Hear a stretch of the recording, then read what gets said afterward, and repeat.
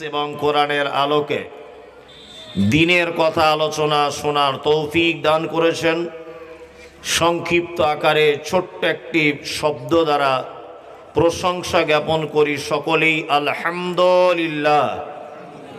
অতঃপর বিশ্ববরেণ্য নেতা, বহিপ্লবিক প্রণেতা, সৈয়দুল মুরসালিন, ইমামুল আম্বিয়া, নবী মুহাম্মদুর রাসূলুল্লাহ সাল্লাল্লাহু আলাইহি ওয়াসাল্লামের উপর অজস্র দরুদ শান্তির ধারায় বর্ষিত হোক।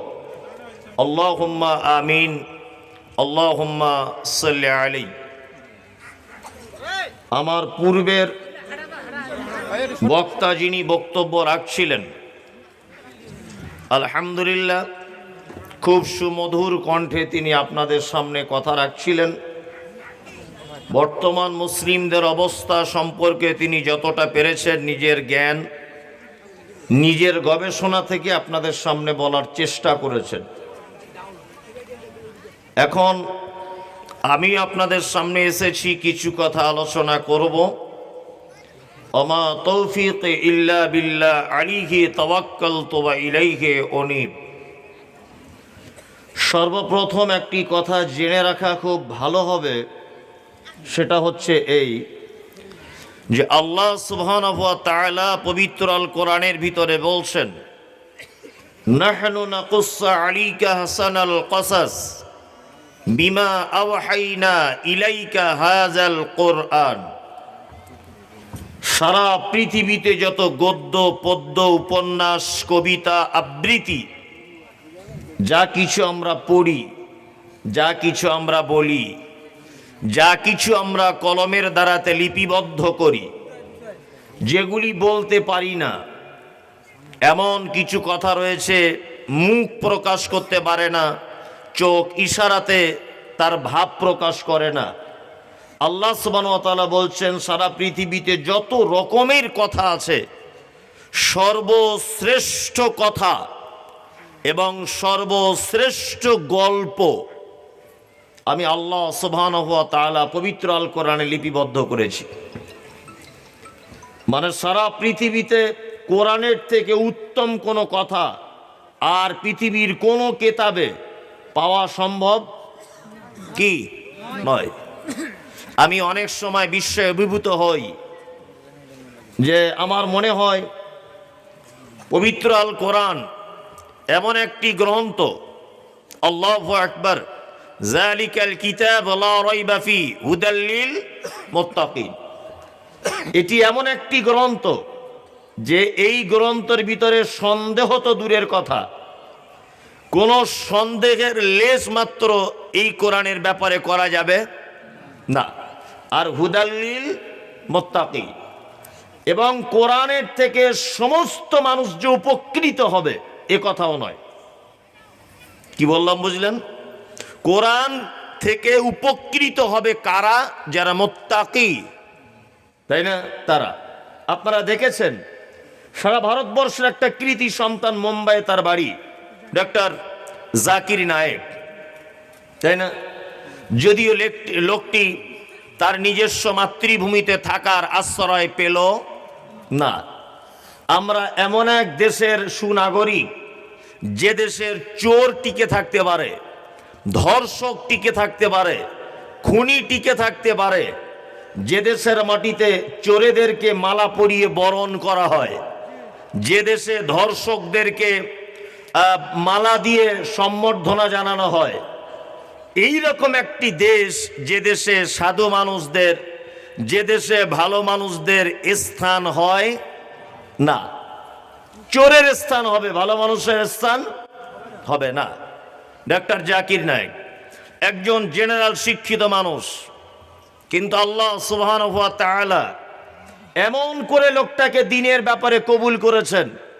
আমেরিকা এমন এক দেশ, আজ থেকে 13 থেকে 14 বছর আগে পর্যন্ত গোটা আমেরিকার মাটিতে 2 থেকে 3টার বেশি মসজিদ খুঁজে পাওয়া যেত না।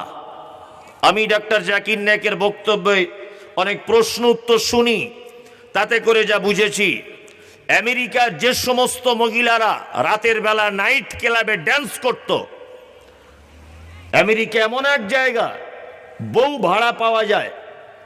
কোনো পার্টিতে গেছেন, আমার বউ ও নিয়ে ড্যান্স করবে, ওর বউ আমি নিয়ে ড্যান্স করব। রাত গভীর হয়েছে, আমার বউকে নিয়ে আমার বন্ধু শুয়ে পড়বে, আমার বন্ধুর বউ নিয়ে আমি শুয়ে পড়ব। এমন একটি দেশ, যে দেশের নাগরিকত্বের প্রমাণপত্রে একটা শিশুর পিতার পরিচয় দেওয়া হয় না, মায়ের পরিচয় দেওয়া হয়।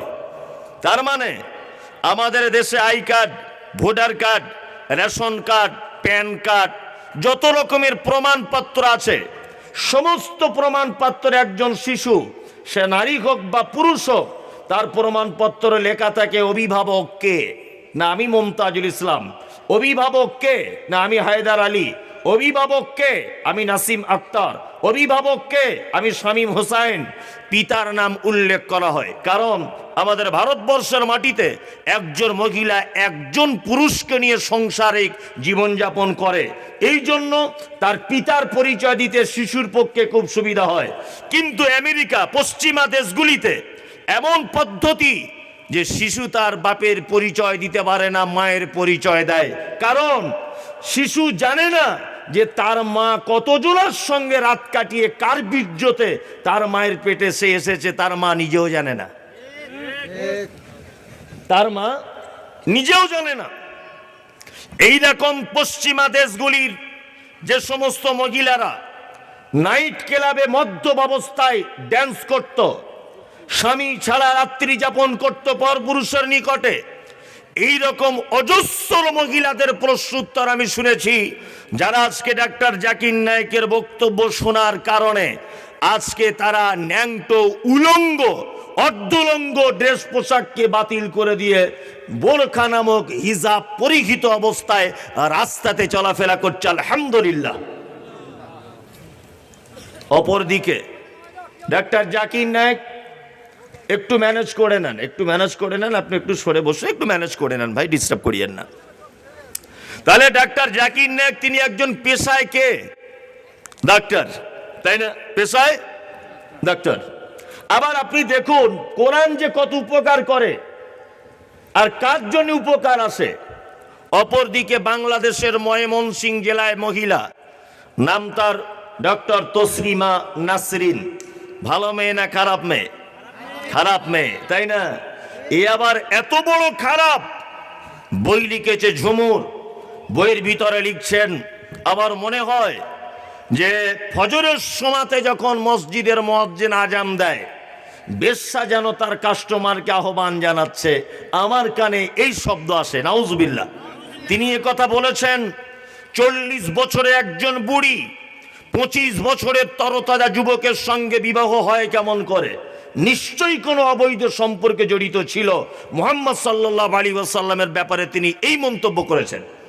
নাউজুবিল্লাহ। এবং তিনি এই কথা বলতে বলতে নারী পুরুষের সমান অধিকার, এই সমস্ত ব্যাপারে ভ্রান্ত ইসলামের ব্যাপারে মতবাদ, ইসলামের ব্যাপারে তিনি চিন্তা ভাবনা, ইসলামের ব্যাপারে তিনি কটু মন্তব্য করেছেন। কটু মন্তব্য করতে করতে করতে করতে এক পর্যায়ে মুহাম্মদ সাল্লাল্লাহু আলাইহি ওয়াসাল্লাম পর্যন্ত তিনি পৌঁছে গেছেন। আপনাকে আমি দুটো জিনিস দেখাতে চাইছি। এক, ডাক্তার জাকির নায়েকও ডাক্তার, তসলিমা নাসরিনও ডাক্তার। কি বললাম বুঝলেন? এ কোরআন পড়ে হেদায়াত পেয়েছে ডাক্তার জাকির নায়েক, আর ও কোরআন পড়ে নবীজির আর আম্মাজার খাদিজার ব্যাপারে কলঙ্ক দেখতে পেয়েছে, আল্লাহর ব্যাপারে খারাপ চিন্তা ভাবনা তার মনে ঢুকেছে। তার মানে বোঝা যাচ্ছে দুইজন মানুষকে দিয়ে কোরআন সবার উপকার করতে পারে না। হুদাল লিন্নাস, কোরআন মানুষের হেদায়েতের জন্য, একথা সত্য, কিন্তু আল্লাহ তাআলা বলেছেন হুদাল লিল মুত্তাকিন, মানুষের ভিতরে যারা মুত্তাকি তাদের জন্য কোরআন সব থেকে বেশি কাজ করে। এও ডাক্তার, এর দ্বারা তো অজস্র মানুষ ইসলাম কবুল করছে। ও ডাক্তার, কিন্তু ও নিজের রবকে খুঁজে পেল না, নবীর ব্যাপারে কটু মন্তব্য করে দিয়েছেন। তার মানে কোরআন ওর কোনো কাজ করলো না। আল্লাহু আকবার। কোরআন এক আশ্চর্য গাইড বুক। আমি অবাক হই মাঝে সাঝে। কি অবাক হই? পৃথিবীতে দেখবেন জ্ঞানের স্তরকে বিভিন্ন স্তরে ভাগ করা হয়েছে। ভাগ করা হয়েছে না? হয়েছে। যেমন একজন চক্ষু বিশেষজ্ঞকে যদি আপনি বলেন যে আমার স্ত্রী প্রেগনেন্ট, তাকে এই মুহূর্তে সিজার করতে হবে, আচ্ছা বলুন তো একটা চক্ষু স্পেশালিস্ট একজন ডক্টর, তার পক্ষে আমার স্ত্রীর প্রেগনেন্ট স্ত্রীর সিজার করা সম্ভব না অসম্ভব? একজন ব্রেনের স্পেশালিস্ট, তাকে যদি বলা হয় যে আমার ছেলে অ্যাক্সিডেন্ট হয়েছে, তার পাটা কেটে বাদ দিতে হবে, বা একটা হাড় ভেঙে গেছে, এই হাড়টাকে আপনাকে ঠিক করে দিতে হবে, একজন ব্রেন স্পেশালিস্টের উপরে এ কাজ করা সম্ভব না। ওই জন্য দেখবেন একটা ছাত্র মাধ্যমিকের পর উচ্চ মাধ্যমিক, BA first year, second year, third year, এই সমস্ত ইয়ারগুলোতে দেখতে পাবেন যে শিক্ষা বোর্ড থেকে পরিচালনা করা হয়েছে, তুমি নয় বাংলা নিয়ে আগাও, নয় অঙ্ক নিয়ে পড়ো, নয় সায়েন্স নিয়ে আগাও, নয় তুমি ভৌগোলিক বিষয় নিয়ে আগাও, নয় তুমি অঙ্কে আগাও। দেখবেন একটা সাবজেক্ট সব একজন ছাত্র প্রত্যেক সাবজেক্ট নিয়ে পড়াশুনো করতে পারে না, একটা একটা ব্যাপারে স্পেশালিস্ট, তাই না? যে অঙ্কের ছাত্র, তাকে যদি সায়েন্স সম্পর্কে জিজ্ঞাসা করেন, সে জানবে? জানবে বলুন? জানবে না। তার মানে পৃথিবীর এমন একটি কেতাব নেই যে কেতাবের ভিতরে তিবিয়ান আলী কুল্লে শাই, পৃথিবীর প্রতিটা বিষয় সম্পর্কে পুঙ্খানুপুঙ্খভাবে লিপিবদ্ধ করা হয়েছে। পৃথিবীতে এরকম কোন কেতাব খুঁজে পাওয়া যাবে না, ইল্লা মাশাআল্লাহ, শুধুমাত্র একটি কেতাব, তার নাম আল কোরআন। আল্লাহু আকবার। মহাকাশ সম্পর্কে জানতে চাইছেন, আপনি কোরআনের ভিতরে চলে যান। পারিবারিক ব্যাপারে জানতে চাইছেন, আপনার সমস্যার সমাধান করে দিবে। রাজনীতি করতে পছন্দ করেন, আপনার সমস্যার সমাধান করে দিবে। জমি জায়গা নিয়ে বিবাদ, কোরআন তার সমস্যার সমাধান দিবে। বৈবাহিক জীবন নিয়ে বিবাদ, কোরআন তার সমস্যা দিবে। কটা বিয়ে আপনি করতে পারবেন, কটা বিয়ে করতে পারবেন না, কোরআন তার সমস্যার সমাধান দেবে। মদ খাওয়া যাবে কিনা, জুয়ো খেলা যাবে কিনা, অপরাধীকে কেমন ভাবে সাজা দিতে হবে, এ টু জেড বিষয় আল্লাহ সুবহানাহু ওয়া তাআলা বলছেন আমি কোরআন মাজিদে লিপিবদ্ধ করে দিয়েছি। কোরআন মাজিদ এমন এক কিতাব, আবার আল্লাহ মানুষকে বোঝার সহজের কারণে এমন সূক্ষ্ম সূক্ষ্ম উদাহরণ পর্যন্ত পেশ করেছেন, যেগুলো বললে বিস্ময়ে অভিভূত হবে মানুষ। আমি অবাক হই, আমরা বক্তারা বক্তব্য রাখতে রাখতে অনেক সময়তে আমরা বিভিন্ন উদাহরণগুলো দিই না? দিই। আমি তো মনে করি উদাহরণ আমাদের দেওয়ার যতটা প্রয়োজন, আমার আল্লাহ তার থেকে বেশি উদাহরণ পবিত্র আল কোরআনে লিপিবদ্ধ করে দিয়েছেন। সুবহানাল্লাহ, কত যে উদাহরণ দিয়েছেন, আমি অবাক হই।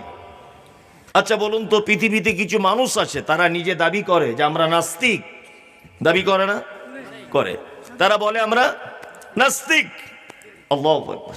আমি মুমতাজুল ইসলাম এটা মনে করি, আমি আমার খুব সামান্য জ্ঞান দিয়ে গবেষণা করে আমি যা পেয়েছি, এই পর্যন্ত পৃথিবীর কোনো মানুষের নাস্তিক এই দাবি করা ঠিক নয়। নাস্তিকতার কোনো জায়গা নেই। কারণ আপনারা জানেন, শিক্ষিত মানুষ, যে কর্ম কোনোদিন কর্তা ছাড়া সম্ভব নয়। আপনি বিরিয়ানি খাচ্ছেন, বিরিয়ানি খুব টেস্ট, বিরিয়ানিটা খুব টেস্ট। আচ্ছা বলুন তো, টেস্টফুল বিরিয়ানির পিছনে একটা রাঁধুনির হাত আছে না নেই?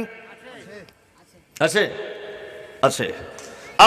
আমি এই যে জামাটা পরলাম, জুব্বাটা, আমি এটা সৌদি থেকে নিয়ে এসেছি যদিও, তা আমি এই যে জুব্বাটা পরেছি, শীতকালে খুব আরামদায়ক। আচ্ছা বলুন তো, এই জামাটা রেডি করা পর্যন্ত এর পিছনে একজন দর্জির হাত আছে না নেই? আছে। তার মানে বোঝা যায় পৃথিবীর প্রতিটা কাজের পিছনে খোঁজ করলে কর্তা পাওয়া যাবে, কর্তা ছাড়া কোনোদিন কাজ হয় না। এই যে মাইক আমি কথা বলছি, এই মাইকটার পিছনের আবিষ্কারক একজন আছে, হ্যাঁ, নিশ্চয় এটাকে কেউ তৈরি করেছে, করেছে না? করেছে। তাহলে এবার আপনাদেরকে একটা কথা বলি, যারা বলছে নাস্তিক, যারা বলছে নাস্তিক, আপনাদের কাছে আমার প্রশ্ন, পূর্ব দিকে প্রতিদিন নির্দিষ্ট টাইমে সূর্য ওঠে, আবার ঘুরে ঘুরে ঘুরে ঘুরে পশ্চিম দিকে তার আলোকে নিস্তেজ করে দিয়ে অন্ধকার নামিয়ে দেয়। আচ্ছা বলুন তো, প্রতিদিন যে পূর্ব দিক থেকে তুলে আবার পশ্চিম দিকে তাকে ডুবিয়ে দেয়, ঠিক এই জায়গাটা রোদ্দুরটা খুব তাপ, আরেকটু চলে এলে তাপ কমে যায়, ওই বিকালের দিকে গেলে তাপ কমে যায়, ওই সন্ধ্যার দিকে একেবারে থালার মতো চকচক চকচক করতে করতে সূর্য তার গন্তব্যস্থলে পৌঁছে যায়, যায় না? আচ্ছা বলুন, এই যে তার তাপ বাড়ানো, তার তাপ কমানো, তাকে এইভাবে আস্তে আস্তে আস্তে আস্তে করে তুলে এই দিকে নিয়ে আসা, বলুন তো দেখি, তোলা আর ডোবানোর পিছনে একজন কর্তা আছে না নেই? আছে, আছে। এই কর্তার নাম কি? আল্লাহ। কি নাম? আল্লাহ। সন্ধ্যাবেলাতে যারা চাষিবাসী মানুষ মাঠে ঘাটে যান, মাঠে যারা যান, সন্ধ্যাবেলাতে মাঠে যাওয়ার সময় দেখতে পাবেন এক শ্রেণীর পাখি, বক পাখির মতো দেখতে তাদের, আমি নামটি সঠিক জানি না। এই পাখিগুলো দেখবেন সন্ধ্যাবেলাতে সারিবদ্ধভাবে ডানা মেলতে মেলতে তাদের বাসার দিকে রিটার্ন করে। দেখবেন আপনারা কালকেই দেখতে পাবেন, সন্ধ্যার দিকে ফাঁকা মাঠে যাবেন, দেখবেন কিছু পাখি, 20-30টা পাখি একসঙ্গে একভাবে ডানা মেলতে মেলতে যায়, যায় না? যায়। আল্লাহ এই পাখিদের ব্যাপারে কোরআন মাজিদে কথা বলেছেন। কি বলছেন? আল্লাহ বলছেন, আওয়ালাম ইয়ারাউ ইলা তাইরি ফাওকাহুম সাফাতিন ওয়া ইয়াকবিজ মা ইমসিকুহুন্না ইল্লার রহমান ইন্নাহু বিকুল্লি শাইইন বাসীর। সুবহানাল্লাহ। ওই পাখিগুলির গুণ দেখবেন, এই রকম ডানাটা ঝাপটাতে ঝাপটাতে মাঝে সাঝে ডানাটা এরকম স্থির করে দেয়, দেখেছেন? স্থির করে দেখবেন খুব দুলে হেলে দুলে যায়, যায় না? আল্লাহ পবিত্র আল কোরআনে নোট করে দিয়েছেন নাস্তিকদের ব্যাপারে, নোট করেছেন অবিশ্বাসীদের ব্যাপারে, নোট করেছেন রব্বুল আলামিন নিজের রব, নিজে আল্লাহ, এটা প্রমাণ করার জন্যে অসংখ্য বদমাশ মানুষদের চক্ষুতে এই কোরআনের আয়াতটা সহজে পড়ে না। কেন জানি পড়ে না। এই কোরআনের আয়াতটাই যদি তাদের সামনে পড়ে যেত, আমার মনে হয় একজন বেঈমানের ঈমান ফিরে পেত। আল্লাহ তাআলা বলছেন, আওয়ালাম ইয়ারাউ ইলা তাইরি ফাওকাহুম সাফাতিন ওয়া ইয়াকবিজ মা ইমসিকুহুন্না ইল্লার রহমান। তারা কি পক্ষী কুলের দিকে তাকিয়ে দেখে না? যখন তারা তাদের ডানাকে ঝাপটাতে ঝাপটাতে স্থির করে দেয় এই মহাশূন্যতে, আসমান এবং জমিনের মাঝখানে মহাশূন্যতে, তাদেরকে কে ভাসমান অবস্থায় রাখে? ইল্লার রহমান। এটা শুধু আমার পক্ষেই সম্ভব, পৃথিবীর কোন মানুষের পক্ষে সম্ভব নয়। কার পক্ষে সম্ভব? আপনার ক্ষমতা আছে?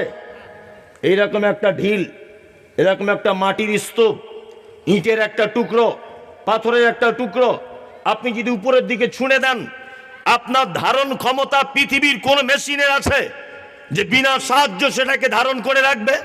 আছে? আল্লাহ তাআলা বলছেন ভাসমান অবস্থায় পক্ষীকুলদেরকে আসমানের উপরে ঘোরাফেরায় কে? ইল্লার রহমান ইন্নাহু বিকুল্লি শাইইন বাসীর। তোমরা কি আমার এরকম অসংখ্য দৃষ্টান্তর দিকে তাকিয়ে দেখো না? সুবহানাল্লাহ, সুবহানাল্লাহ। এর নাম কি? আল কোরআন। পূর্ণাঙ্গ একটি জীবন ব্যবস্থা। আমি এই কোরআনের ছোট্ট একটি সূরার, ছোট্ট সূরাটি নয়, সূরাটি অনেক বড়।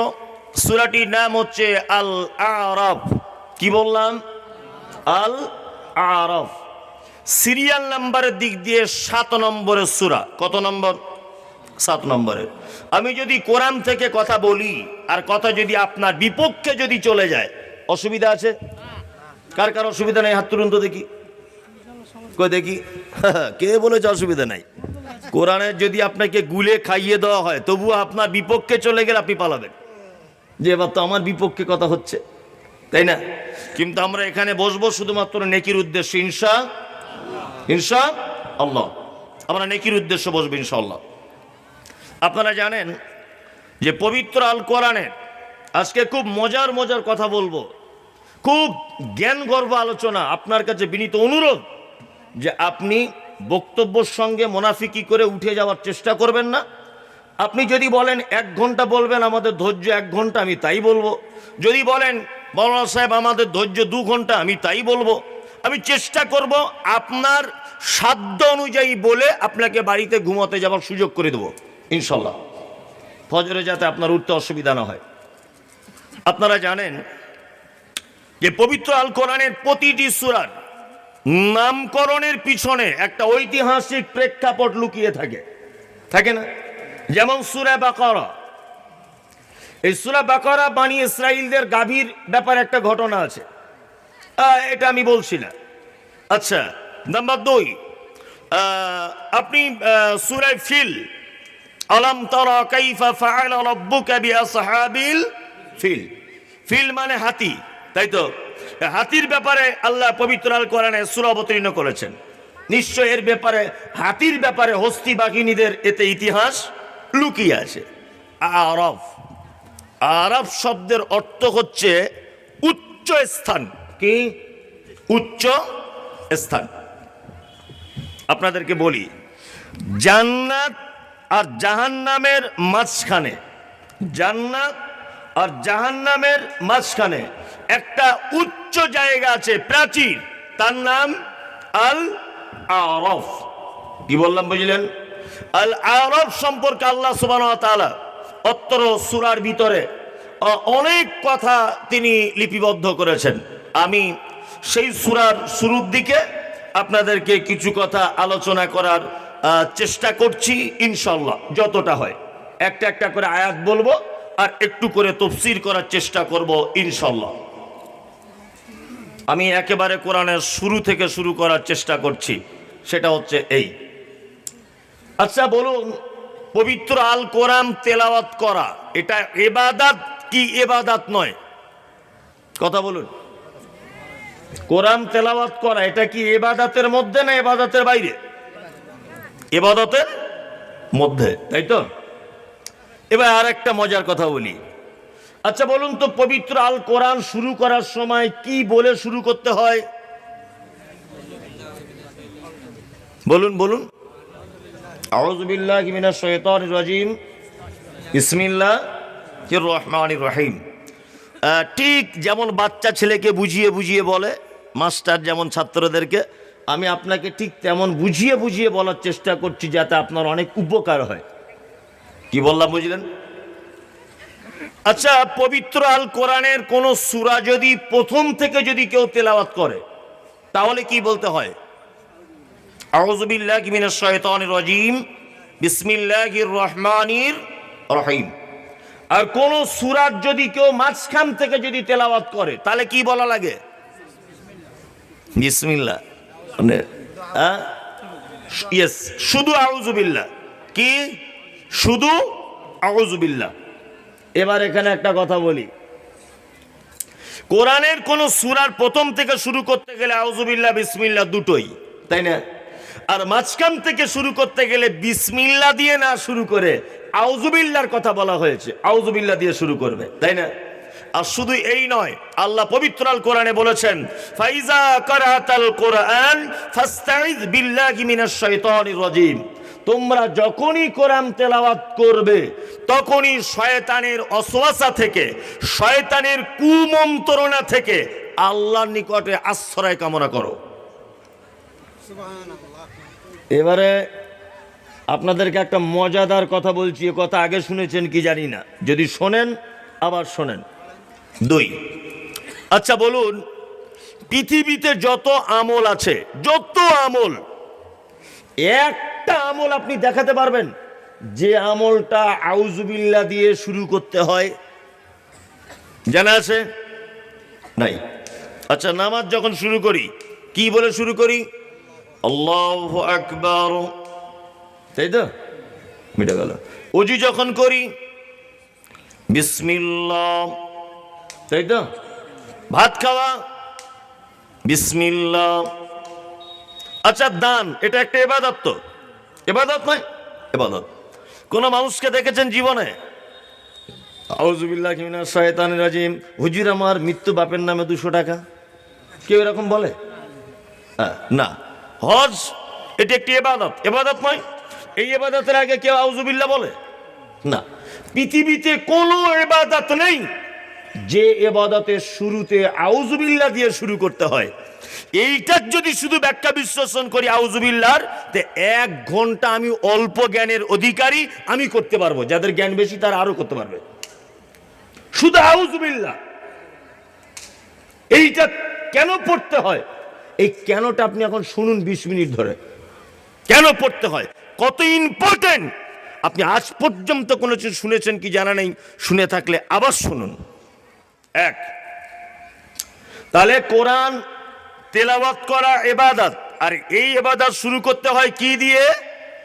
আউযু বিল্লাহি মিনাশ শাইতানির রাজিম দিয়ে, তাই না? তার মানে শয়তানের কুমন্ত্রণা থেকে বাঁচার জন্য আল্লাহর কাছে আশ্রয় চাইতে হয়, তাই তো? তার মানে এইটুখানি কথাতে বুঝতে পেরে গেলাম, পৃথিবীতে যত ইবাদত আছে, আপনি কোনো ইবাদত যদি না করেন শয়তান খুশি হয় না, কিন্তু আপনি যদি কোরআন তেলাওয়াত না করেন শয়তান খুশি হয়। কি বললাম বুঝতে পারছেন? শয়তান কি খুশি হয়? এর একটা কারণ বলছি কেন আউযুবিল্লাহ পড়তে হয়। আদম আলাইহিস সালামকে আল্লাহ তাআলা তৈরি করলেন, কাদা মাটি দিয়ে তৈরি করলেন। খলাকাল ইনসানা ফি সালসালিন কাল ফাখর, ভিজা মাটি, তারপরে শুকনো ঠনঠনে মাটি থেকে তৈরি করলেন কাকে? আদম আলাইহিস সালামকে। আদমকে আল্লাহ তাআলা জান্নাতের ভিতরে রাখলেন। কোথায়? জান্নাতে। জান্নাতে রাখার পরে জান্নাতের মতো জায়গাতে আদম আছে, কিন্তু আদম উসপিস উসপিস করছে, মানে স্থির নয়। ইন্নাল্লাহা আলিমুম বিযাতিস সুদূর, অন্তরের কথা বুঝে কে? কে? আল্লাহ। আল্লাহ বুঝতে পারলেন যে আদমের জান্নাতের মতো জায়গাতে যখন ভালো লাগছে না, নিশ্চয়ই এর কিছু একটা দরকার। দরকারটা কি? বউ দরকার, একটা বউ দিতে হবে। আমাদের অবস্থা ঠিক তেমন না। আপনি আজকে জলসা করে শুনে বাড়ি যাবেন, বাড়িতে যাওয়ার পরে আপনার বাড়িতে দেখবেন আপনার স্ত্রী আছে, আপনার বেটি আছে, আপনার বেটা আছে, আপনার বৌমা আছে, সবাই বাড়িতে আছে, শুধু আপনার বুড়িটা বাড়ি নাই। দেখবেন যে টোটাল বাড়িটাই যেন ফাঁকা, অথচ সবাই আছে, তাই না? সবাই আছে, টোটাল বাড়িটাই ফাঁকা, শুধু আপনার গিন্নি বাড়িতে নেই, তাই না? ঠিক তেমন আল্লাহ তাআলা দেখছেন একটা বউ দরকার, উনি জান্নাতে একটা বউ দিলেন, তার নাম হাওয়া আলাইহাস সালাম। এখন আল্লাহ তাআলা বললেন তোমরা দুজন স্বামী স্ত্রী জান্নাতের ভিতরে থাকবে। কি বললাম বুঝলেন? আর জান্নাতের ভিতরে তোমাদের সঙ্গে থাকবে তার নাম ইবলিস। কি নাম? ইবলিস, শয়তান। এও জান্নাতের ভিতরে থাকবে।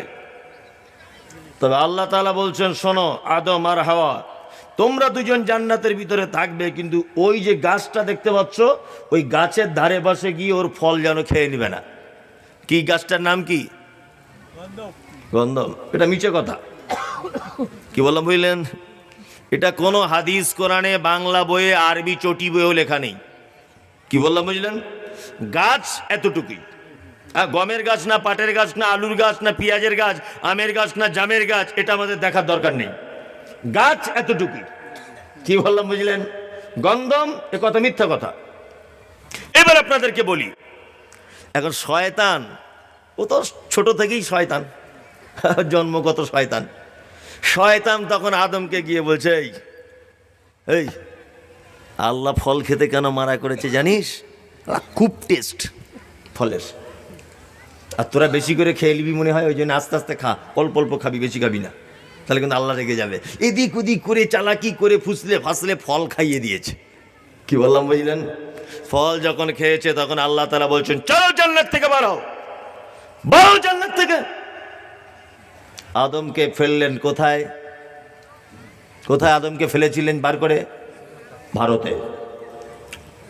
ভারত। যদি বলছেন শ্রীলঙ্কায়, আরে পাগল, শ্রীলঙ্কা তখন ভারত ছিল। আমরা জাতা দেশের লোক নয়। কি ভাবছেন আপনি?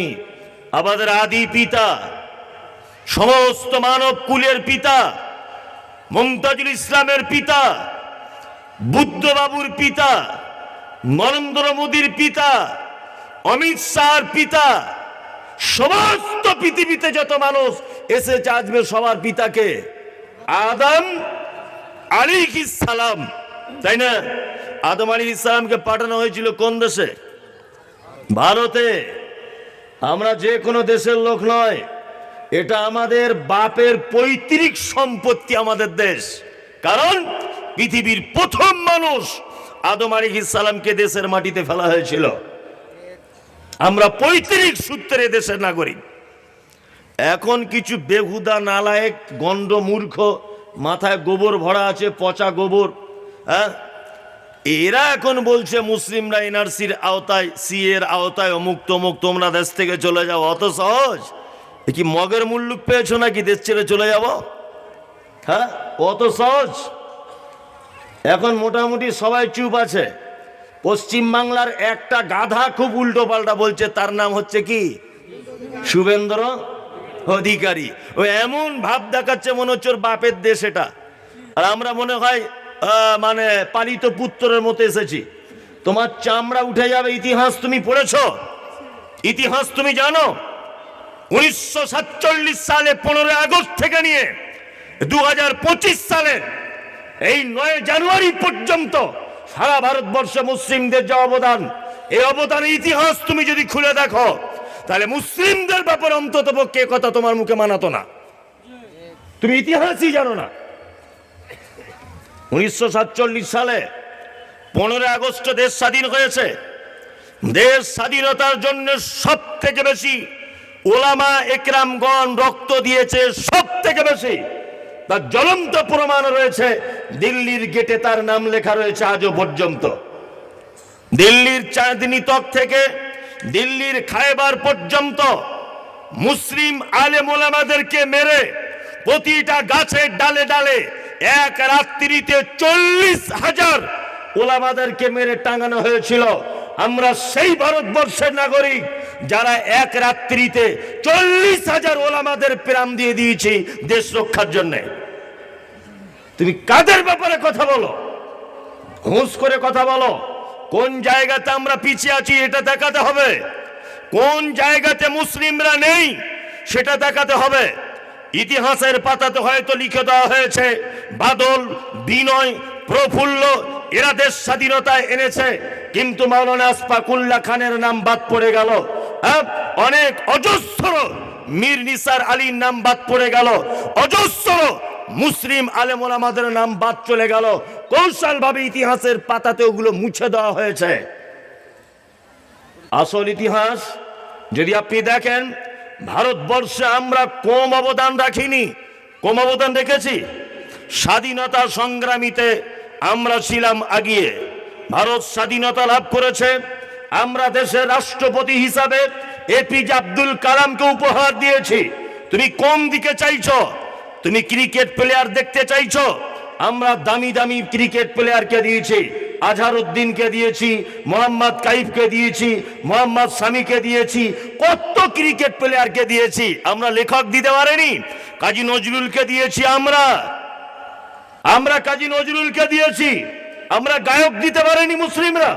মোহাম্মদ রফিক, যার গানের বিকল্প নেই সারা পৃথিবীতে, মোহাম্মদ রফিককে আমরা গান গাইতে দিয়েছি, আজিজকে দিয়েছি, সাবিরকে দিয়েছি। কোন জায়গাতে আমাদের অবদান রয়েছে তুমি একবার ইতিহাস খুলে দেখো।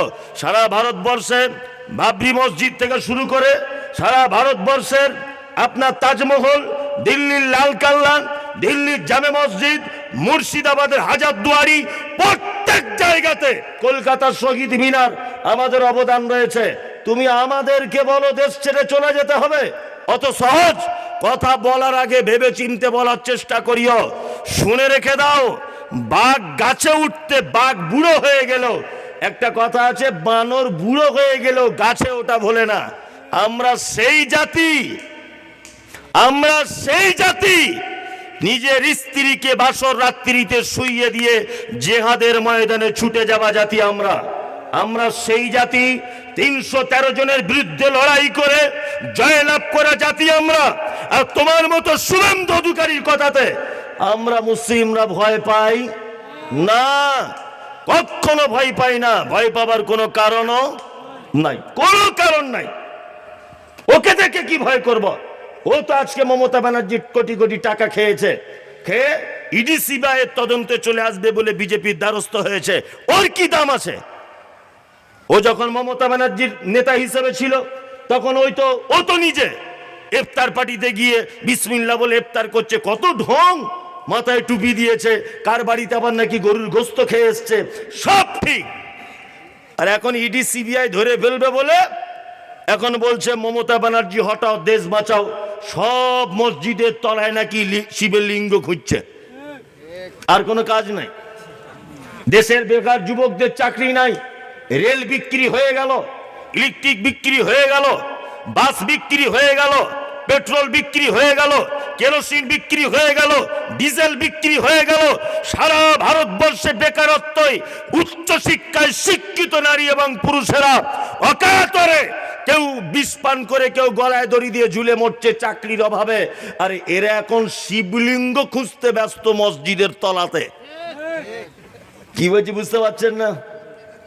তাহলে আমার মনে হয় যে আমাদেরকে ওয়েলকাম জানানো দরকার, যে তোমাদের শিব কিছু করুক আর না করুক, অন্তত মসজিদের তলাতে তো ঢুকেছিল। এইটা অন্তত পক্ষে মনের দিক দিয়ে একটু তৃপ্তি পাচ্ছি, যে তোমাদের শিব তাহলে ভালো জায়গাতেই ছিল। ও জানে মসজিদ পবিত্র জায়গা, ও ঠিক ভালো জায়গাতে আশ্রয় নিয়েছিল। শুনুন, আমরা যতটা সহজ ভাবছেন ততটা সহজ নয়। এখনো পর্যন্ত আমি তো বলবো মমতা ব্যানার্জি, আমি কোনো রাজনৈতিক লোক নয়, মমতা ব্যানার্জির সরকার আজও ভালো বলে শুভেন্দুর মতো লোককে সোশ্যাল মিডিয়াতে দেখতে পাওয়া যাচ্ছে। মমতা ব্যানার্জির জায়গায় যদি পশ্চিমবাংলায় অন্য কোন রাজনৈতিক দল যদি ক্ষমতায় থাকতো, শুভেন্দুর মতো লোক 4 দিন টিকে থাকতে পারতো না। কি বললাম বুঝলেন? ওর কাঁচা কুঞ্চি দিয়ে পাছার চামড়া তুলে দিত। কি বলছি বুঝতে পারছেন? এখনো মমতা ব্যানার্জি, অভিষেক ব্যানার্জি এখনো অনেক ভালো, এই কারণে শুভেন্দুর মতো লোককে এখনো পর্যন্ত টিকতে দিয়েছে বাংলাতে। খুব সাবধানে থাকবেন। আমি যে কথা বলছিলাম সেটা হচ্ছে এই, আদম আলাইহিস সালামকে কি করা হলো? জান্নাত থেকে বার করা হলো, নিয়েছিল কোথায়? ভারতে, তাই না? তার মানে ভারত আমাদের পৈতৃক সম্পত্তি, আমরা কারো দয়ায় বেঁচে নেই। কি বললাম বুঝতে পারছেন? আর হাওয়া আলাইহিস সালামকে পাঠানো হয়েছিল কোথায়? এই ঠিক করে বলো। জিদ্দা। কোথায়? জিদ্দা।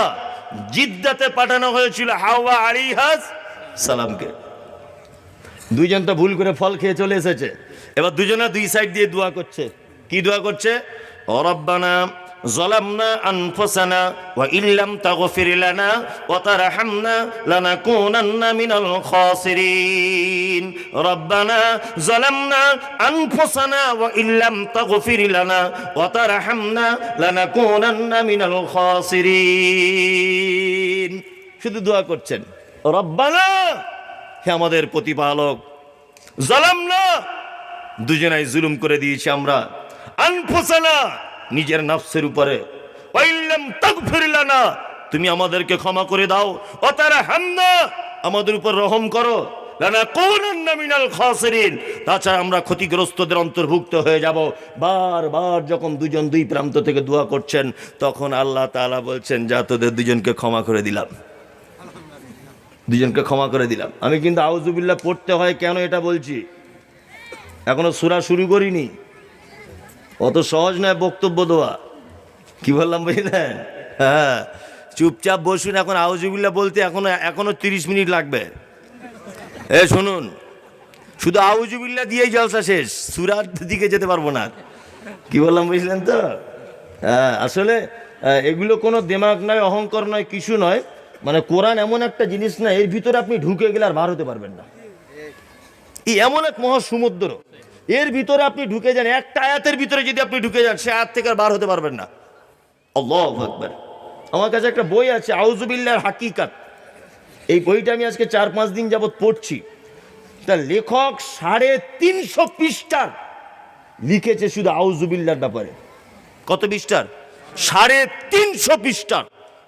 আর লেখকের লেখা দেখে আল্লাহু আকবার, মানে আমি তো ঘুমাতে পারছি না রাতে। কাল রায়গঞ্জ হোটেলে ভোর 5:20 যখন বাজে, তখন আমি পড়াটা শেষ করছি, পড়েই যাচ্ছি, মানে এতই ভালো লাগছে যে আউযুবিল্লাহ এই আছে।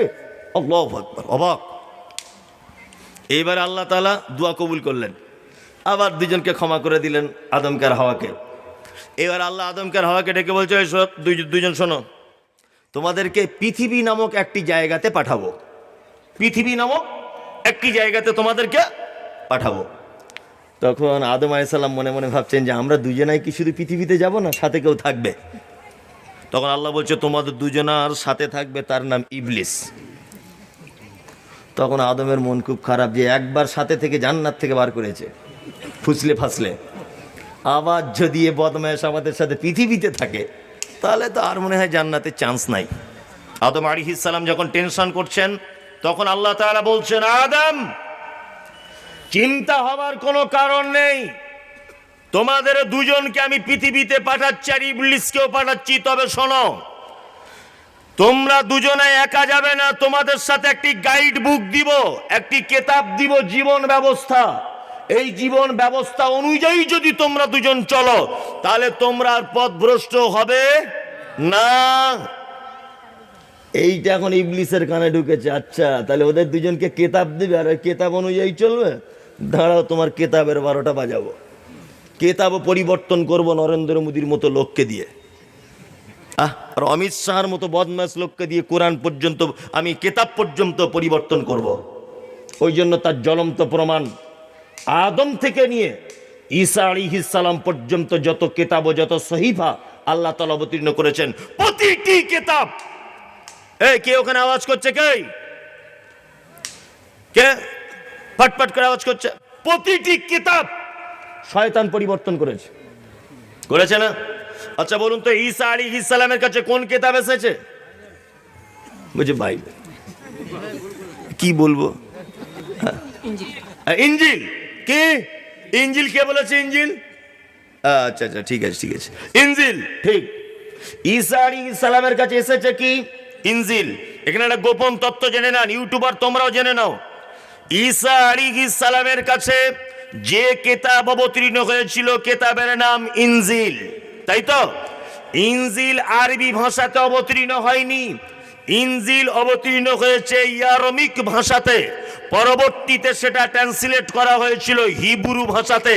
সারা পৃথিবীর কোনো জাদুঘরে, কোনো হাই এডুকেটেড মানুষের বাড়িতে, কোনো লাইব্রেরিতে আজও পর্যন্ত ইয়ারমিক ভাষার অবতীর্ণ করা ইনজিল নেই। বর্তমান খ্রিস্টান ভাইয়েরা যে বাইবেলটা পড়ে ধর্মীয় গ্রন্থ হিসাবে, আর তারা দাবি করে এটা ঈসার উপর অবতীর্ণ হওয়া বাইবেল, সেই বাইবেল। আমি মমতাজুল ইসলাম বলছি, বর্তমানের যে বাইবেল, এই বাইবেলটা হচ্ছে খ্রিস্টান যাজকদের নিজস্ব তৈরি করা বাইবেল। এই বাইবেলের সঙ্গে ঈসা আলাইহিস সালামের ইনজিলের কোনো সম্পর্ক নাই, কোনো সম্পর্ক নাই। তাহলে ঈসা আলাইহিস সালামের কিতাব পর্যন্ত পরিবর্তন করেছে শয়তান, তাই না? এবারে মুহাম্মদ সাল্লাল্লাহু আলাইহি ওয়াসাল্লাম পৃথিবীর শেষ নবী, তাই তো? আল্লাহর নবীর কাছে কোন কিতাব অবতীর্ণ হয়েছে? আল কোরআন, তাই তো? আল কোরআন। এবার শয়তান ভাবছে, এবার তাহলে সব তো পরিবর্তন করে দিলাম, কোরআনটা পরিবর্তন করে দিলে এবার হয়ে যাবে। কি বললাম বুঝলেন? কোরআনটা পরিবর্তন করে দিবে এবার। কোরআন পরিবর্তনের পরিকল্পনা করছে ইবলিস, শয়তান। এই সময়তে কোরআনের আয়াত অবতীর্ণ হলো, ইন্না নাহনু নাযালনা যিকরা ওয়া ইন্না লাহু লাহাফিজুন। আমি আল্লাহ কোরআন অবতীর্ণ করেছি আপনার উপরে, আর এর সংরক্ষণের দায়িত্ব আমি আল্লাহ নিজে হাতে নিলাম। এখানে একটা মজার ব্যাপার, শয়তান তখন ভাবছে আমাকেও আল্লাহ বানিয়েছে, মোহাম্মদকেও আল্লাহ বানিয়েছে, কোরআনও আল্লাহর কথা, যার মারফতে আসছে তার নাম জিবরিল, সেও আল্লাহর ফেরেশতা, তাই না? তাহলে আল্লাহ যখন এই কথার দায়িত্ব নিয়েছে, তাহলে এটা তো আর পরিবর্তন করা যাবে না, যাবে না। তখন শয়তান মনে মনে ভাবছে, এই দেখুন, এটা ধরে নেন একটা জলসার হ্যান্ডবিল, এটা ধরে নেন। আচ্ছা বলুন তো, হ্যান্ডবিলটা আমি খুলে দেখবো, তারপরে তো বুঝতে পারবো প্রধান বক্তা কে, গ্রামের নাম কি, সভাপতি কি? আমি না খুলে বুঝতে পারবো এর ভিতরে কি লেখা আছে? শয়তান তখন দেখছে কোরআনের শব্দগুলো যদি পরিবর্তন করতে না পারি, এর বিধিবিধান যদি পরিবর্তন করতে না পারি, তাহলে অন্তত পক্ষে মানুষ এটা পড়বে, তবে তোর ব্যাপারটা বুঝতে পারবে। যাতে না পড়তে পারে, সেই পড়া থেকে মানুষকে আমি দূরে সরিয়ে দেবো, মানুষ যাতে কোরআন তেলাওয়াত করতে না পারে।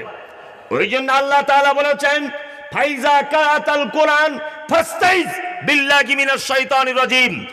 আর তোমরা যখন কোরআন তেলাওয়াত করবে অবশ্যই শয়তানের ওয়াসওয়াসা থেকে রবের কাছে প্রার্থনা করো, আশ্রয় কামনা করো। তার মানে বোঝা যাচ্ছে পৃথিবীতে যত মানুষ ইবাদত করে শয়তান সব থেকে রেগে যায় ওই ইবাদতকারীর জন্যে যে ইবাদতকারী কোরআন তেলাওয়াত করে। এক আজব ঘটনা আপনাদেরকে বলছি, এক আশ্চর্য কাহিনী। আমার মাদ্রাসা একটা ছেলে ভর্তি হয়েছে, তার নাম হারুন রশিদ, মুর্শিদাবাদে তার বাড়ি। মানে শয়তান কোরআন তেলাওয়াতকারীদের কত হিংসা করে দেখুন। মুর্শিদাবাদে বাড়ি, আপনাদের দিনাজপুর, মালদা, মুর্শিদাবাদ, ওদিকে কুচবিহার, ওদিকে আসাম, নদিয়া, 2 চব্বিশ পরগনা, বীরভূম, বর্ধমান, মালদা, সমস্ত ডিস্ট্রিক্টের, শুধু পুরুলিয়া জেলা বাদ দিয়ে প্রতিটা ডিস্ট্রিক্টের ছেলে আমার মাদ্রাসা আছে আলহামদুলিল্লাহ। আপনারা তো দেখেন সোশ্যাল মিডিয়াতে আমাদের মাদ্রাসা, দেখেন না? সব কিছু দেখাই আমি মাঝে সাঝে যখন মাদ্রাসায় থাকি। তা হারুন রশিদ বলে ছেলেটা ভর্তি হয়েছে। যেদিন থেকে ভর্তি হয়েছে শয়তান কত শত্রু সেটা বলছি, ও সেই দিন থেকে এরকম করে আছে। কি ব্যাপার রে? বলছি হুজুর পেটে খুব লাগছে, ওই বাবু রে মরে গেলাম, ওই বাবু মরে গেলাম করছি। বলছি তো কঠিন ব্যাপার। 5 দিন 6 দিন ধরে ভর্তি হয়েছে, ভালো। তা আমি আমার সহকারী শিক্ষকদেরকে বলছি ওকে একটু ট্রিটমেন্ট করাও, ডাক্তার দেখাও ওকে। না, আমাদের বারাসাত বড় হসপিটালে নিয়ে গেছে, নিয়ে প্রাথমিক চিকিৎসা করে ছেড়ে দিয়েছে, আউটডোরে দেখিয়েছে। ও তবুও মোটামুটি তারপরে ওষুধ টষুধ খাওয়ার পরেও 4-5 দিন এরকম পেট ধরে বসেই আছে, ও বাবুরি মরে গেলাম, ও বাবুরি মরে গেলাম, শুধু এই করছে। আমি তখন আমিও তো মাদ্রাসায় পড়া ছেলে, আমি বাপের এক বেটা, মানে পাড়ার খাতারনাক বদমাইশের ভিতরে একটা বদমাইশ, নাম তার মমতাজুল ইসলাম। আমার মা আমার জ্বালাতন সহ্য করতে না পেরে আমাকে মোটামুটি তখন আমি বিছানায় মনে হয় পেচ্ছাপ করি আমার মাদ্রাসায় রেখে এসছে, আমার বাড়ি থেকে 300 কিলোমিটার দূরে। কি বললাম বুঝলেন?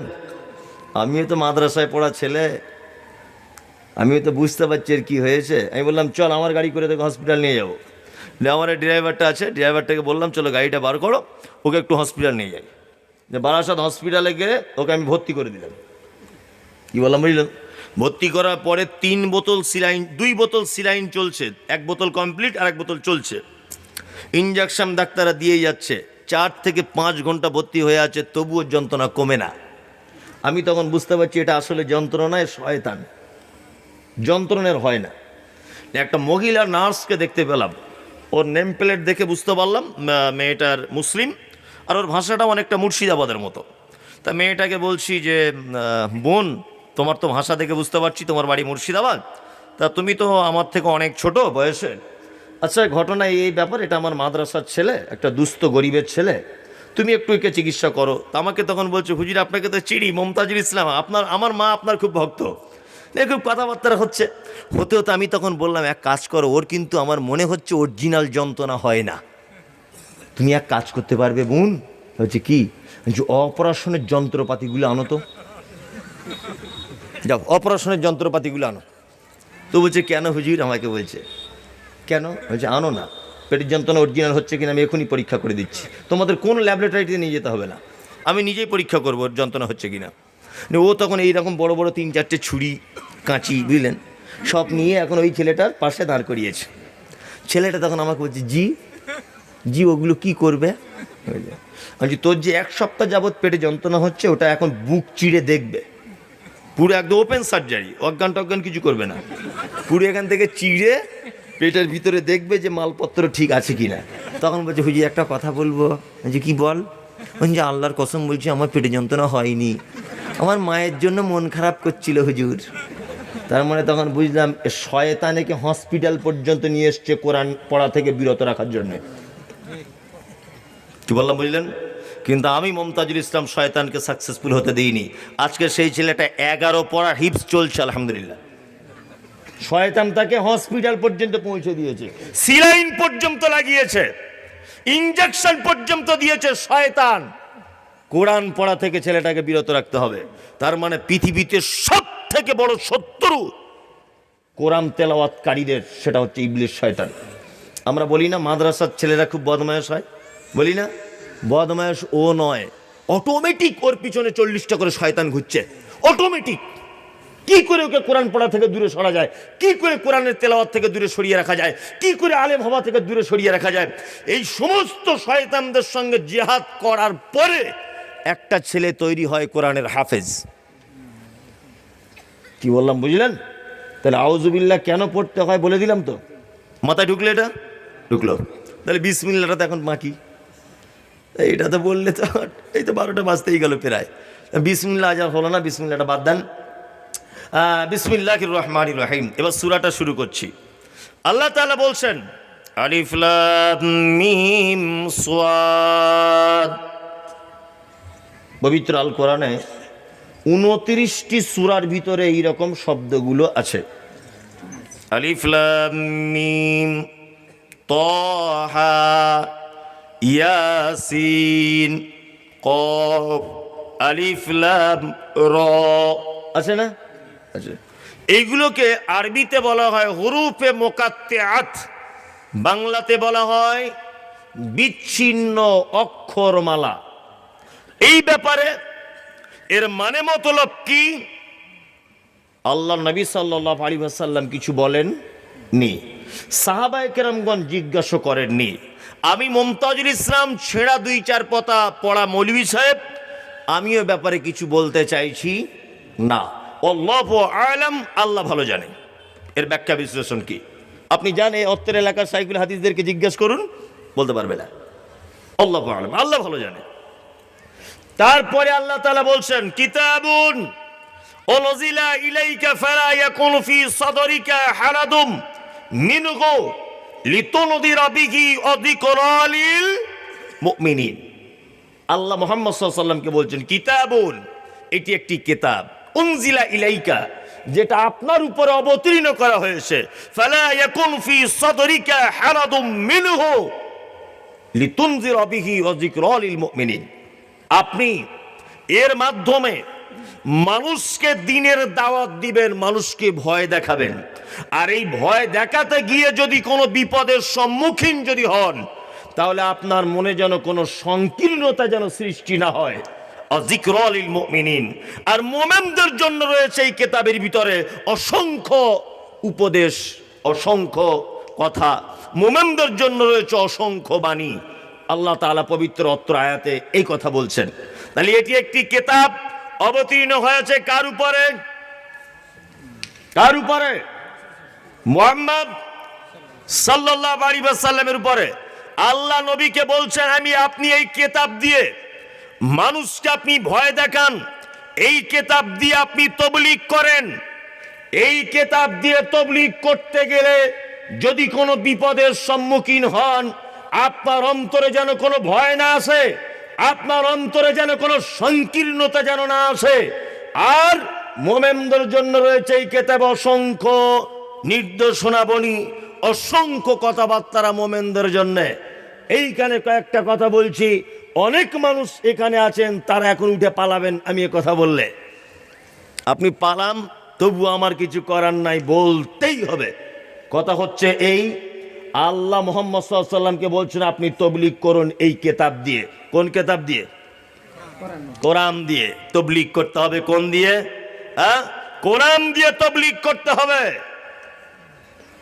আজকে সারা পৃথিবীতে, ভারত পাকিস্তান, পৃথিবী নয়, সারা ভারত পাকিস্তান বাংলাদেশের মাটিতে আপনারা যে তাবলীগ দেখতে পাচ্ছেন, তাবলীগ চলছে। কি বললাম বুঝলেন? 40 দিনের জন্য একটা লোক বেরিয়ে যাচ্ছে। তাবলীগ করা যাবে কি যাবে না এ ফতোয়া আমি দিতে আসেনি।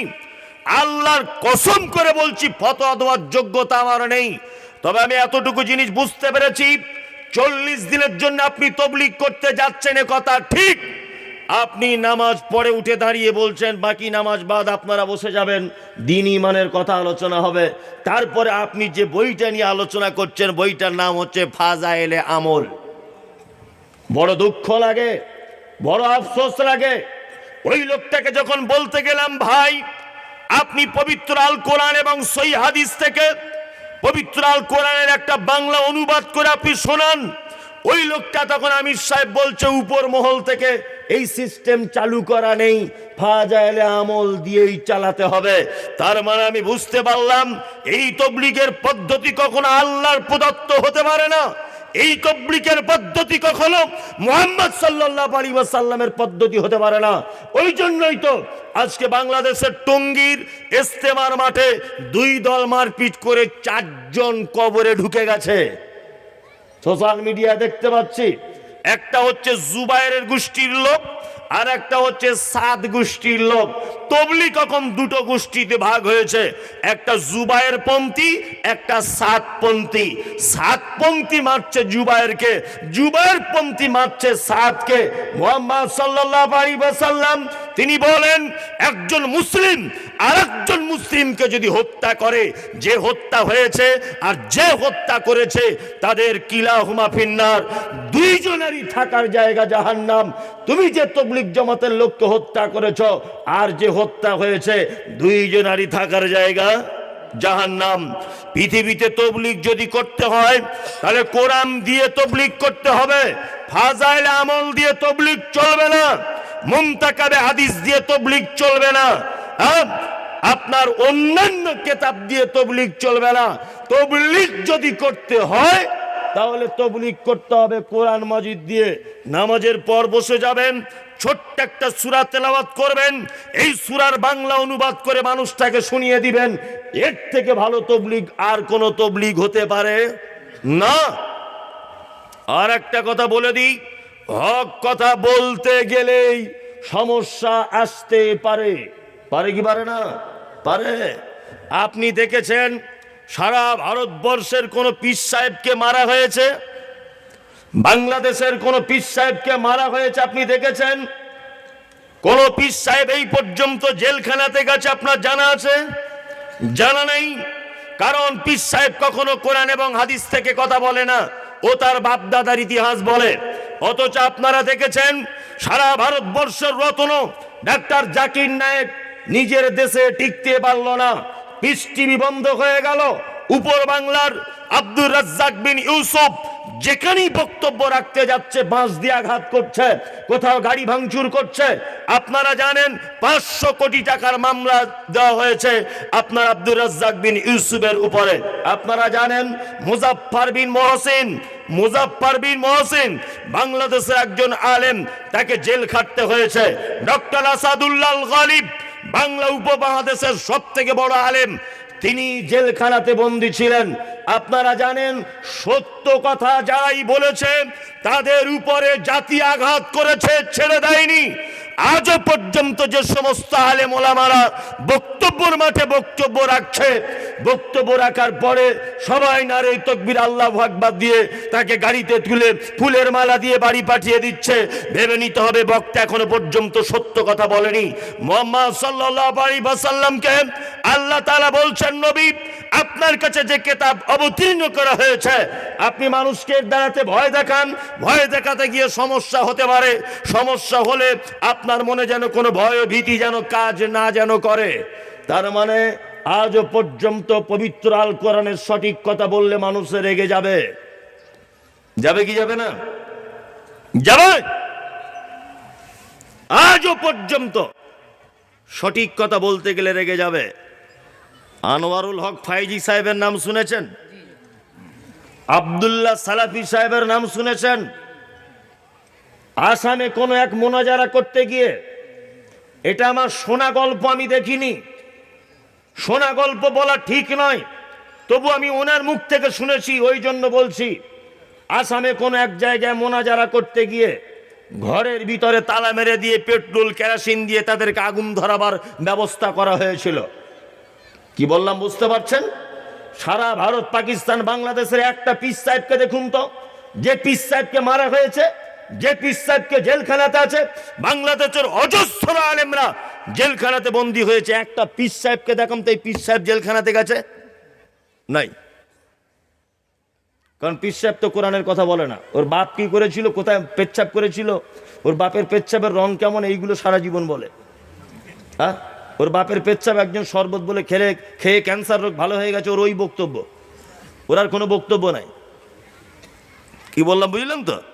কোরআনের সঠিক কথা বললে অশান্তি কি এক শ্রেণীর মানুষ করবে, করবে কি করবো না, এক শ্রেণীর মানুষ, তবে সবাই নয়, এক শ্রেণীর মানুষ। অযিকরুল লিল মুমিনিন, আল্লাহ বলছে মোমেনদের জন্য রয়েছে তো অনেক অনেক উপদেশ।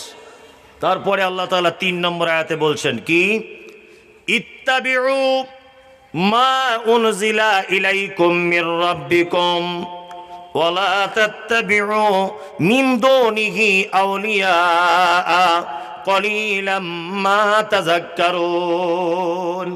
কোরআন আল্লাহ বলছে ইত্তাবিউ, তোমরা আনুগত্য করো কার, মা উনজিলা ইলাইকুম মির রাব্বিকুম, তোমার রবের পক্ষ থেকে যেটা অবতীর্ণ করা হয়েছে।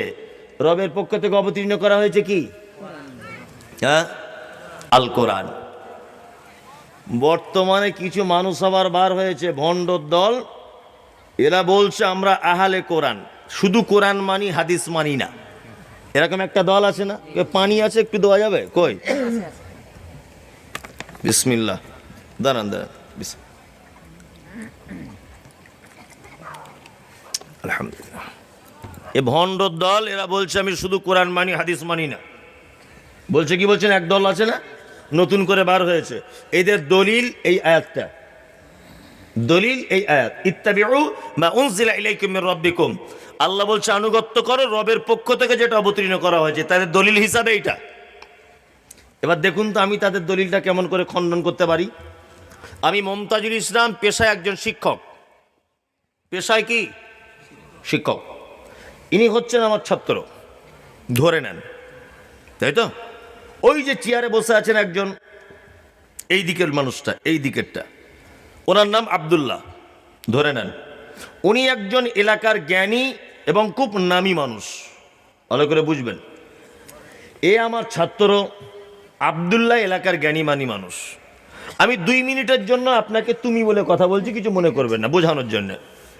ইনি আমার ছাত্র, তা আমি বলছি আব্দুল্লাহ তুমি এক কাজ করো তো, তুমি ওই তালগ্রাম বলে একটা গ্রাম আছে, ওই গ্রামে আব্দুল্লাহ বলে একটা লোক আছে, তুমি তার কাছে যাবে।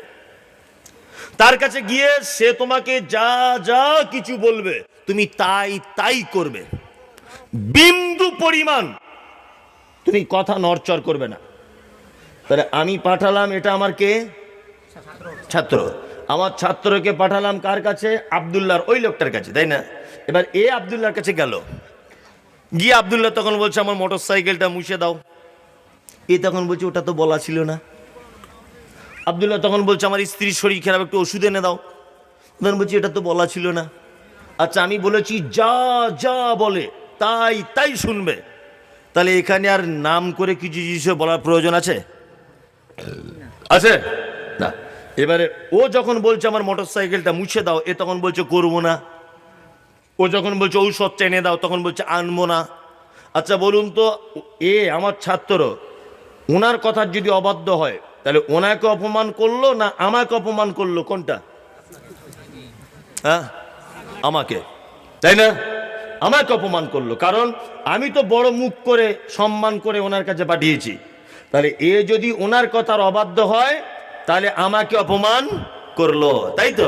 আল্লাহ কোরআন মাজিদে বলছেন কুল, নবী আপনি বলুন, ইন কুনতুম তুহিব্বুনাল্লাহ ফাত্তাবিউনি, তারা যদি আমার ভালোবাসা যদি পেতে চায়, ফাত্তাবিউনি, তারা যেন আপনার আনুগত্য করে।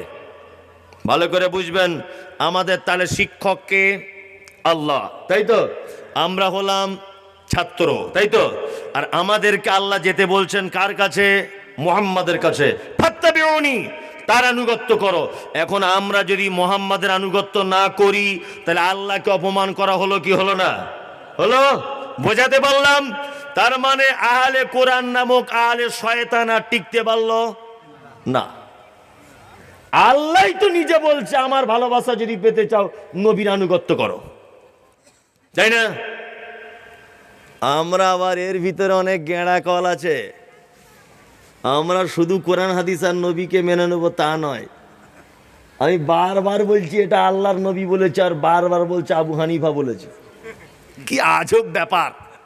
আমি বারবার বলছি এ কথা আল্লাহর নবীর থেকে প্রমাণ পাওয়া যায় না, ও বলছে বারবার বড় হুজুর করেছে। আচ্ছা বলুন তো, বড় হুজুর কি ইসলামের প্রমাণ? প্রমাণ। এদের আবার একটা দলিল আছে কি, ইয়া আইয়ুহাল্লাযীনা আমানু আতিউল্লাহ ওয়া আতিউর রাসূল ওয়া উলিল আমরি মিনকুম। এদের দলিল হচ্ছে এটা। আল্লাহ বলেছে আনুগত্য করো কার? আল্লাহর। আনুগত্য করো কার? নবীর। ও উলিল আমরি মিনকুম, তোমাদের মধ্যে বর্তমানে যারা উলিল আমর আছে তোমরা তাদের কাছে ধর্মীয় ব্যাপারে কিছু জানতে যাও। ফাইন তানাযাতুম ফী শাইইন ফারুদ্দু ইলাল্লাহি ওয়া রাসূল, তারা যদি তোমার সমস্যার সমাধান করে দিতে না পারে তাহলে তোমরা ফেরত চলে এসো আল্লাহ এবং তার রাসূলের কাছে, এটাই তোমাদের জন্য কল্যাণ। এখানে একটা কথা বলে রাখছি, সেটা হচ্ছে এই বক্তব্যটা সবার পছন্দ হবে না আমি জানি, করাতের মতো লাগবে, তবে করাতের মতো লাগলেও কিছু করার নেই, এটা আমাকে বলতেই হবে, আপনাকে শুনতেই হবে। সেটা হচ্ছে এই পবিত্র আল কোরআনে আল্লাহ সুবহানাহু ওয়া তাআলা যত জায়গাতে উলি শব্দ ব্যবহার করেছেন, উলি শব্দটা হচ্ছে বহু বচন। আপনি আরবি ডিকশনারি খুলে দেখেন, আরবি আলেম ওলামারা যারা বসে আছেন আপনারা বুঝতে পারছেন উলি শব্দ বহু বচন, এক বচন নয়। দুই, পবিত্র আল কোরআনে যত জায়গাতে মিনকুম শব্দ ব্যবহার করা হয়েছে প্রতিটা জায়গাতে জীবিত মানুষদের জন্য মিনকুম শব্দ ব্যবহার করা হয়েছে। প্রমাণ, আল্লাহ তাআলা বলছেন ফামান কানা মিনকুম মারিজান আও আলা সাফারিন ফাইদ্দাতুম মিন আইয়ামিন উখার। রমজান মাসের ভিতরে তোমাদের মধ্যে, ফামান কানা মিনকুম, তোমাদের মধ্যে যদি কেউ অসুখে পড়ে যায় তাহলে সে যেন দিনগুলো অন্য দিনে পূরণ করে দেয়। কেউ যদি মুসাফির অবস্থায় সফর করে সে যেন দিনগুলো অন্য দিনে পূরণ করে দেয়। আচ্ছা বলুন তো, আল্লাহ রমজান মাসের বর্তমানে যারা আছে এদের মধ্যে যারা অসুস্থ না যারা মরে গেছে অসুস্থ, কোনটা? যারা বর্তমানে আছে, বর্তমানে যারা আছে, তাই না? আল্লাহ তাআলা বলছেন উলিল আমরে মিনকুম, বর্তমানে তোমাদের ভিতরে জীবিত আছে যারা উলিল আমর, তাদের কাছে তোমরা যাও কোনো সমস্যায় পড়ে গেলে। উলিল আমরের অনেক ব্যাখ্যা। উলিল আমর ওই লোক যার দ্বারাতে, যার কথাতে একটা সমাজের মানুষ তার কথা অনুযায়ী চলে, একটা রাজ্যের মানুষ তার কথা অনুযায়ী চলে, একটা অঞ্চলের মানুষ তার কথা অনুযায়ী চলে। এই রকম কোন একটা ধর্মীয় পণ্ডিতদের কাছে তোমরা যাও বর্তমানে যে বেঁচে আছে। এইবার আপনাদেরকে একটা কথা বলি, আল্লাহ নবী সাল্লাল্লাহু আলাইহি ওয়াসাল্লাম মারা গেছেন কত হিজরিতে বলুন? জানা আছে? জানা নেই? ইয়েস, 11 হিজরিতে। উনি আলেম মানুষ ওই জন্য বলছেন 11 হিজরিতে, তাই তো? এবার আপনাকে একটা প্রশ্ন করি, ইমাম আবু হানিফা জন্ম হয়েছেন কত হিজরিতে? 80 হিজরি। কত? 80 হিজরি। তাহলে আল্লাহর নবী 11 হিজরিতে মারা গেলেন, তাহলে নবীজির কত বছর পর আবু হানিফার জন্ম? 69 বছর, তাই না? এবার আপনাদের কাছে আমার প্রশ্ন, নিশ্চয় মায়ের পেট থেকে তিনি ইমাম হননি, পড়াশুনো করতে হয়েছে। আমি যুক্তি তর্কের খাতিরে ধরে নিলাম 10 বছরে ইমাম হয়েছেন, 10 বছরে ধরে নেন। তাহলে আল্লাহর নবী মারা যাবার পরে ইমাম হওয়া পর্যন্ত কত বছর লাগলো? 79 বছর, তাই তো? এবার আপনাকে বলি, 150 হিজরিতে ইমাম আবু হানিফা মারা গেছেন, 150 হিজরিতে জন্মগ্রহণ করেছেন ইমাম শাফি। এইভাবে 360 হিজরির ভিতরে সমস্ত ইমামগণ, সমস্ত আইম্মায়ে কেরামগণ পৃথিবী থেকে চলে গেছেন। কি বললাম বুঝলেন? যারা বলছে আহলে হাদিসরা মাযহাব মানে না, যারা বলছে আহলে হাদিসরা ইমাম মানে না, যারা বলছে আহলে হাদিসরা ইহুদিদের দালাল, যারা বলছে আহলে হাদিস মানে আমেরিকার ডলার খায়, যারা বলছে আহলে হাদিস মানে ইমাম মানে না, তাদের কাছে আমার প্রশ্ন, আল্লাহর নবী মারা যাবার আর ইমাম আবু হানিফা ইমাম হবার মাঝখানের এই 79 বছরের ব্যবধানের মানুষ কোন ইমামকে মেনে চলতো? এটা তুমি মাযহাবধারী, তোমার কাছে আমার প্রশ্ন, কোন ইমাম মেনে চলতো? নাম্বার 2, 360 হিজরির ভিতরে সমস্ত ইমামে কেরাম পৃথিবী থেকে চলে গেছেন। তখনো পর্যন্ত মাযহাব আবিষ্কার হয়নি, তারও 150 বছর পরে মাযহাব নামক জিনিসের আবিষ্কার হয়েছে। তার মানে মুহাম্মদ সাল্লাল্লাহু আলাইহি ওয়াসাল্লামের মারা যাবার 450 বছর পর মাযহাবের জন্ম হয়েছে। এইবার আপনার কাছে আমার প্রশ্ন, আপনি বারবার বলছেন, আমরা বারবার বলছি এটা হাদিসে আছে, আর আপনি বারবার বলছেন এটা অমুক লোক বলেছে। অমুক লোকেরটা দলিল না সহি হাদিসটা দলিল, কোনটা? কোরআন দলিল না ফাজাইলে আমল দলিল? কোরআন দলিল, কোরআন দলিল। আল্লাহ বলছে ইত্তাবিউ মা উনজিলা ইলাইকুম মির রাব্বিকুম, আল্লাহর পক্ষ থেকে যে কিতাব অবতীর্ণ হয়েছে তোমরা তার কি আনুগত্য করো। আল্লাহ তারপরে বলছেন ওয়ালা তাত্তাবিউ, তোমরা আনুগত্য করো না, মিন দুনিহি, এই দুটোকে বাদ দিয়ে, আউলিয়া, ওলিয়া ওলিয়া, ওলিয়া ওলিয়া বুঝেন তো? এইবারে মজার মজার বক্তব্য, কটা হাদিস আপনাদেরকে খুব চমৎকার, ব্যাপক সুন্দর লাগবে শুনতে। এই দেখুন আপনাদেরকে বলি, আল্লাহর ওলি হওয়া সহজ না কঠিন? বলুন, আপনি আপনি বলুন তো। কঠিন, তাই না? কঠিন কারা কারা বলছেন? তুলুন। আরে কঠিনই তো, তুলুন তুলুন। মানুষ দু নৌকায় পা দিয়ে আছে, সালা যদি গোলমাল হয়ে যায়, হ্যাঁ বিপদে পড়ে যাবে, তাই না? মনে মনে ভাবছেন না? আপনি বলুন তো চাচা, আল্লাহর ওলি হওয়া কি? আল্লাহর ওলি হওয়া সহজ না কঠিন? আল্লাহর ওলি হওয়া কি? আল্লাহু আকবার। আমরা সবাই জানি কঠিন কঠিন। ও আর থাকতে পারলো না, যে বারবার যখন হো হো করছে বলেই দিই, লাগে লাগে জাগে যাবে, যা কিছু তো একটা হবে, তাই না? আল্লাহর ওলি হওয়া সব থেকে জলের মতো সহজ, কিন্তু আমাদেরকে আল্লাহর ওলি হওয়ার ব্যাপারে এমন করে বোঝানো হয়েছে, মানে সাংঘাতিক ব্যাপার। কেমন করে বোঝানো হয়েছে? ও বন্ধুরে আমার, অমুক জায়গাতে একটা আল্লাহর ওলি ছিল, 30 বছর বিয়ে করেনি, জঙ্গলে বাস করতো, 30 বছর, বড় বড় তার গোঁপ, মাথার চুলগুলো বড় বড়, জীবনে বেরাজ করতো না, মাথায় সব ভিতরে উকুন হয়ে গেছে, একটা ঠ্যাং তার গাছের উপরে এরকমভাবে টাঙানো থাকতো। এত বড় আল্লাহর ওলি, জীবনে মেয়ে ছেলেদের মুখ দেখেনি, ও হচ্ছে পাক্কা শয়তান। ও ওলি হবে কেন? শয়তানও পাকা, পাকা শয়তান, তাই না? হ্যাঁ, এবার আপনাদেরকে বলি, আল্লাহর ওলিদের ঘটনা বলা হয়। বন্ধুরে আমার, অমুক জায়গাতে একটা আল্লাহর ওলি ছিল। আল্লাহর ওলি সুন্দরবনে বেড়াতে গেছেন, নৌকায় করে নদীতে ঘুরছেন, হঠাৎ করে সুন্দরবনের একটা বাঘ এসে নৌকায় ঝাঁপ দিয়ে দিল। আল্লাহর ওলি তখন বলছে বেটা বিয়াদব, আমি আল্লাহর ওলি। তখন বাঘ বলছে হুজুর ভুল হয়ে গেছে, মাফ করে দেন। বাঘ চলে গেল জঙ্গলে। হুজুর চলছেন নদীতে নৌকা নিয়ে, চলতে চলতে বাঘ তখন নৌকার নদীর মাঝখানে দাঁড়িয়ে হাত জোর করে বলছে হুজুর ভুল হয়ে গেছে, মাফ করে দেন। আচ্ছা বলুন তো, বাঘ কোনোদিন নদীর মাঝখানে হাত জোর করে দাঁড়াতে পারে? আর গাঁজাখোর, মিথ্যুক, মানে ডেট ফেল গাঁজা খায় এরা। কি বলছি বুঝতে পারছেন? কিছু গাঁজার তো ডেট থাকে, মানে ডেট ফেল গাঁজা খায়। আশ্চর্য ব্যাপার। এইসব বক্তব্য দেয় আর বলে আল্লাহর ওলি। আর ওলি যত দেখবেন সব বাংলাদেশে। আল্লাহ ন্যাংটো হয়ে বসে আছে, বলছে তারও 4.5 লাখ ভক্ত। আশ্চর্য ব্যাপার। হ্যাঁ, বস্তা পরে মাটির গর্তের তলাতে থাকে, বলছে ওর 3.5 লাখ। আর যত রকমের জিকির, হু হু হু, মাছ গাছে ওটা লাফানো। আমি একটা জিকির আশ্চর্য হয়ে গেলাম। একজন আল্লাহ আল্লাহ আল্লাহ এরকম করছে, আর একজন লুঙ্গিটা তুলে গিয়ে ওর মাথাটা এরকম লুঙ্গির ভিতরে ঢুকিয়ে দিল। আমি নিজের চোখে দেখেছি। মনে মনে ভাবছি তাহলে বেশ পবিত্র জিনিসই তোর মাথায় ঠেকিয়েছে, মানে তুই একেবারে খাঁটি ওলি। আর শয়তান সব, হ্যাঁ সব শয়তান। মানে ও নিচে ছিল, লাফ দিয়ে লুঙ্গিটা এরকম করে ওর মাথার ভিতরে ঢুকিয়ে গেছে। মোবাইলে দেখতে পাচ্ছি কত বড় শয়তান সব। কি বলছি বুঝতে পারছেন? আল্লাহর ওলিদের ব্যাপারে সব আমাদের পীর সাহেবরা, হুজুররা, এরা আবার খুব চিটার। দেখবেন যত বক্তা বক্তব্য রাখে পীরেদের হয়ে। আপনাদেরকে কয়েকটা লজিক বলে দিই, ইউটিউবাররা ভালো করে ধরো এই কথাটা। এসব যারা হুজুরেরা বক্তব্য রাখে, এরা এত বড় চিটার, বক্তব্য রাখতে এসে শুধু এই কথা বলবে, ও বাবারা মায়েরা খালারা, খাজা মঈনুদ্দিন চিশতি এমন ছিল। ভালো করে বুঝবেন।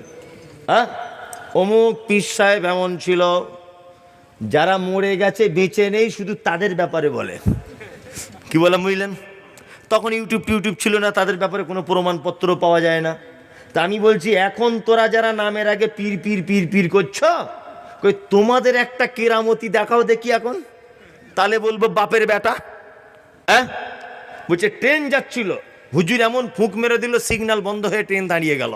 তো তোর বাপের এমন কত ক্ষমতা আছে, এখন একটা ট্রেন দাঁড় করা দেখি, বোম্বে ভারত থেকে দাঁড় করা, তাহলে তো বলবো বাপের বেটা।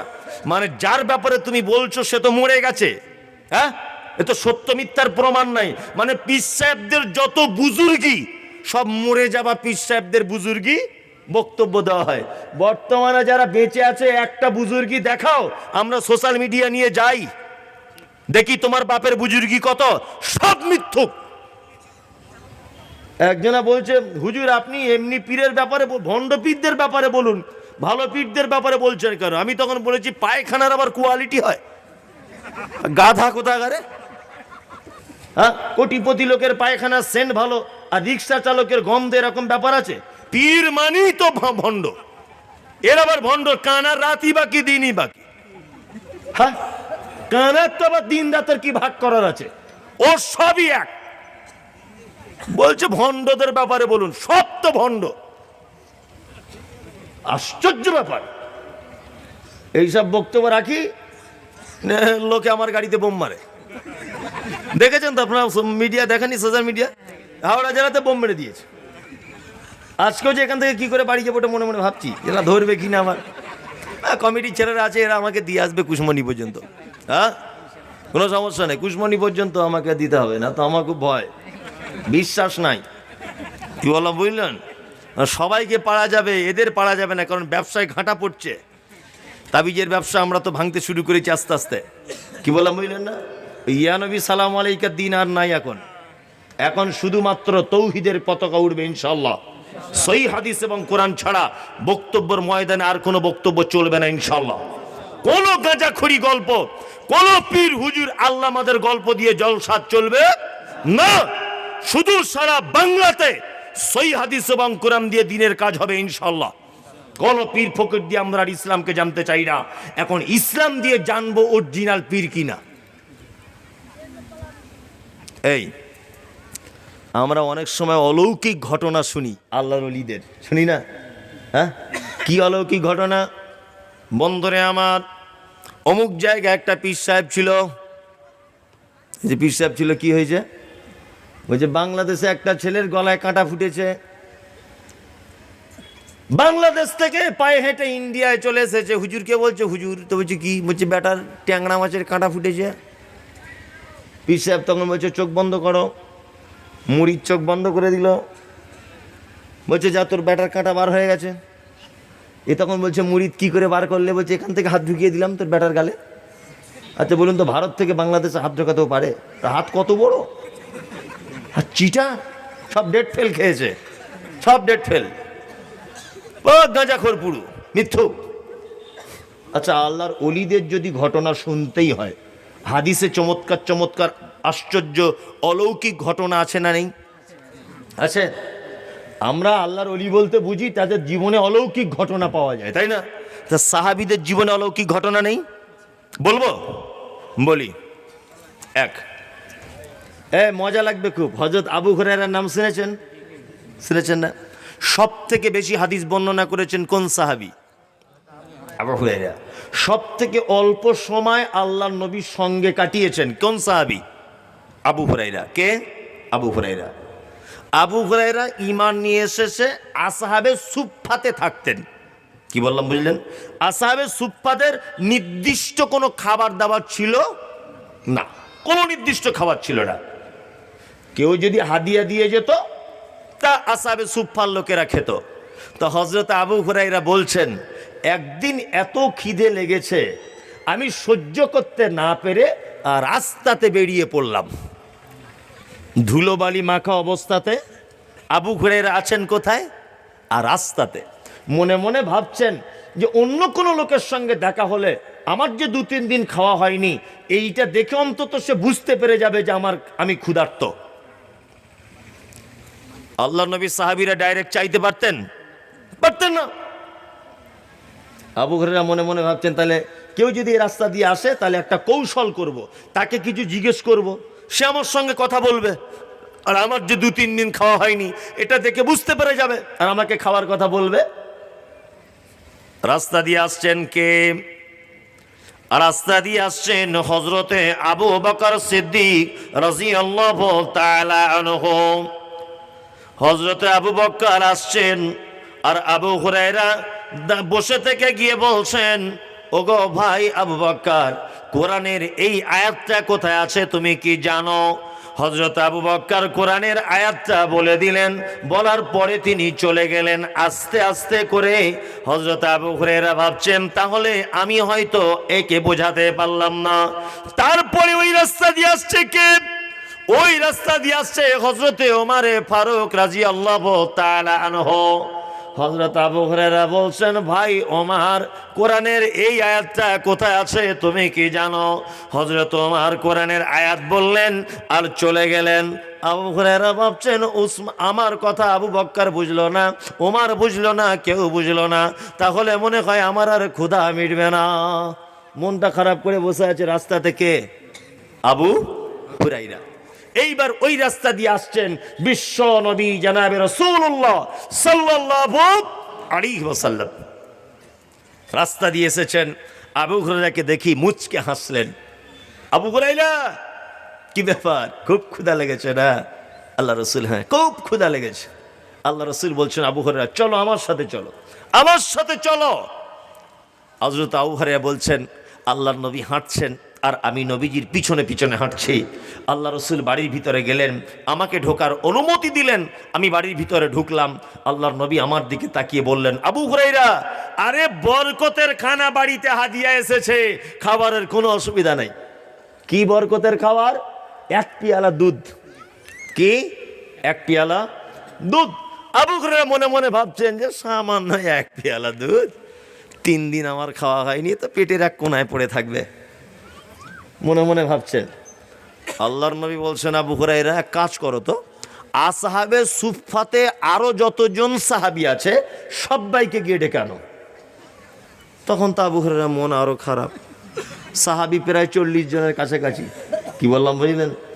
আবু হুরায়রা ভাবছেন 1 পেয়ালা দুধ, আবার অতজন লোককে ডাকতে বলছে, তা নবীজি বলছেন এত উপায় নেই, যেতেই হবে। কি বললাম বুঝলেন? আবু হুরায়রা সবাইকে ডেকে আনলেন। ডেকে আনার পরে আবু হুরায়রা হয়তো ভাবছেন যে আল্লাহ রাসূল হয়তো আমাকে পেয়ালাটা আগে দিয়ে বলবে, তুমি আগে খাও তারপরে ওদেরকে দাও, এটা আল্লাহর নবী হয়তো বলবেন। কিন্তু না, আল্লাহর নবী বললেন, আবু হুরায়রা তুমি পেয়ালাটা হাতে নাও। আবু হুরায়রা পেয়ালা হাতে নিয়েছেন। বিশ্ব নবী বলছেন, আবু হুরায়রা, যতজন সাহাবী আছে তুমি এক ধার থেকে দুধ পান করাতে শুরু করে দাও। হযরত আবু হুরায়রার মন বড় খারাপ হয়ে গেল। এক ধার থেকে দুধ পান করাচ্ছেন, পান করাচ্ছেন, পান করাচ্ছেন। 30 থেকে 40 জন সাহাবী দুধ পান করা শেষ হয়ে গেল। বিশ্ব নবী আবু হুরায়রাকে বলছে, আবু হুরায়রা তুমি পান করো। হযরত আবু হুরায়রা পিয়ালার দিকে তাকিয়ে বিসমিল্লাহ বলে পান করলেন একবার। আল্লাহ নবী বলছেন, আবার পান করো। দ্বিতীয়বার আবার পান করলেন। আবু হুরায়রা বলছেন, আল্লাহ রাসূল আমি আর পারছি না। আল্লাহ রাসূল বলছেন, আবার পান করো। আবু হুরায়রা বলছে, আল্লাহ রাসূল আর পেটে জায়গা নাই। দুধ কতটা? 1 পেয়ালা। কতজন খেলো? প্রায় 40 জন কাছাকাছি। এবার খেতে বসেছে কে? আবু হুরায়রা। আবু হুরায়রা বলছেন, আমি খেয়ে একেবারে পেট ভর্তি করে নিলাম, তবু আমি পাত্রের দিকে তাকিয়ে দেখছি দুধ যেমন তেমনই আছে। সুবহানাল্লাহ। তাহলে আমরা যদি আল্লাহর ওলিদেরই যদি ঘটনা শুনি, আমরা সহিহ হাদিস এবং কোরআন থেকে শুনবো ইনশাআল্লাহ, তাই না? আমরা কোন পীর ফকির বুজুর্গ আল্লাহর ওলি, অমুক তমুক, অমুক ইমান, অমুক বড় পীর সাহেব, মেজ পীর সাহেব, ছোট পীর সাহেব, এদের জীবনী শুনে সময় নষ্ট করে আবাদি জিন্দেগিকে বরবাদ করবো না ইনশাআল্লাহ। আমার আর একটা চমৎকার ঘটনা বলতে একটু মন চাইছে, বলবো? দেখুন, খুব ইমোশনাল ভাবে বলার চেষ্টা করছে, আপনি শুনুন ধৈর্য ধরে। দেখুন, নবী এবং সাহাবীদের ভিতরেও কিন্তু অলৌকিক অনেক ঘটনা ঘটেছে, ঘটে না? অলৌকিক অনেক ঘটনা ঘটেছে। এক, আচ্ছা বলুন তো, ইসলামের প্রথম যে যুদ্ধ হয়েছিল তার নাম কি? কে বলছে বদর? হাত তুলুন। ইয়েস, ঠিক, বদর। কত হিজরিতে? কত? চাকাজাম 2 হিজরি। কত? 2। বদরের যুদ্ধে মুসলিমদেরকে মেরে শান্তি পেল না মুশরিকরা। তারপরের বছরে আবার যুদ্ধ ঘোষণা করলো ওহুদ। কি বললাম? ওহুদ। এই সেই ওহুদ যেখানে তীরের আঘাতে মুহাম্মদ সাল্লাল্লাহু আলাইহি ওয়াসাল্লামের দাঁত ভেঙে গিয়েছিল। আল্লাহু আকবার। আমি নিজে চোখে বেশ কয়েকবার দেখে এলাম।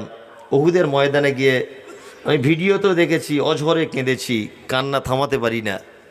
এই সেই ওহুদের ময়দান। 70 জন নিরীহ সাহাবীকে হত্যা করা হয়েছিল এই ওহুদের ময়দানে। তার মধ্যে আল্লাহ নবী সাল্লাল্লাহু আলাইহি ওয়াসাল্লামের চাচা হামজা রাদিয়াল্লাহু তাআলা আনহু শহীদ হয়েছিলেন। হানজালা রাদিয়াল্লাহু তাআলা আনহু শহীদ হয়েছিলেন। মুসআব বিন উমাইর রাদিয়াল্লাহু তাআলা আনহু তিনি শহীদ হয়েছিলেন। 70 জন তরতাজা সাহাবী এই মাঠে শহীদ হয়েছিলেন। সেই 70 জনের লাশের কবর আজও ওহুদের মাঠে আছে। চারিদিকে প্রাচীর দিয়ে ঘেরা আছে, চারিদিকে। আল্লাহু আকবার। নিজের চোখে দেখা।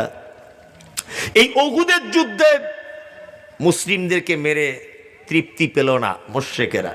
তার পরের বছরে ওহুদ থেকে আরেকটু দূরে একটি জায়গার নাম হচ্ছে খন্দক। কি নাম?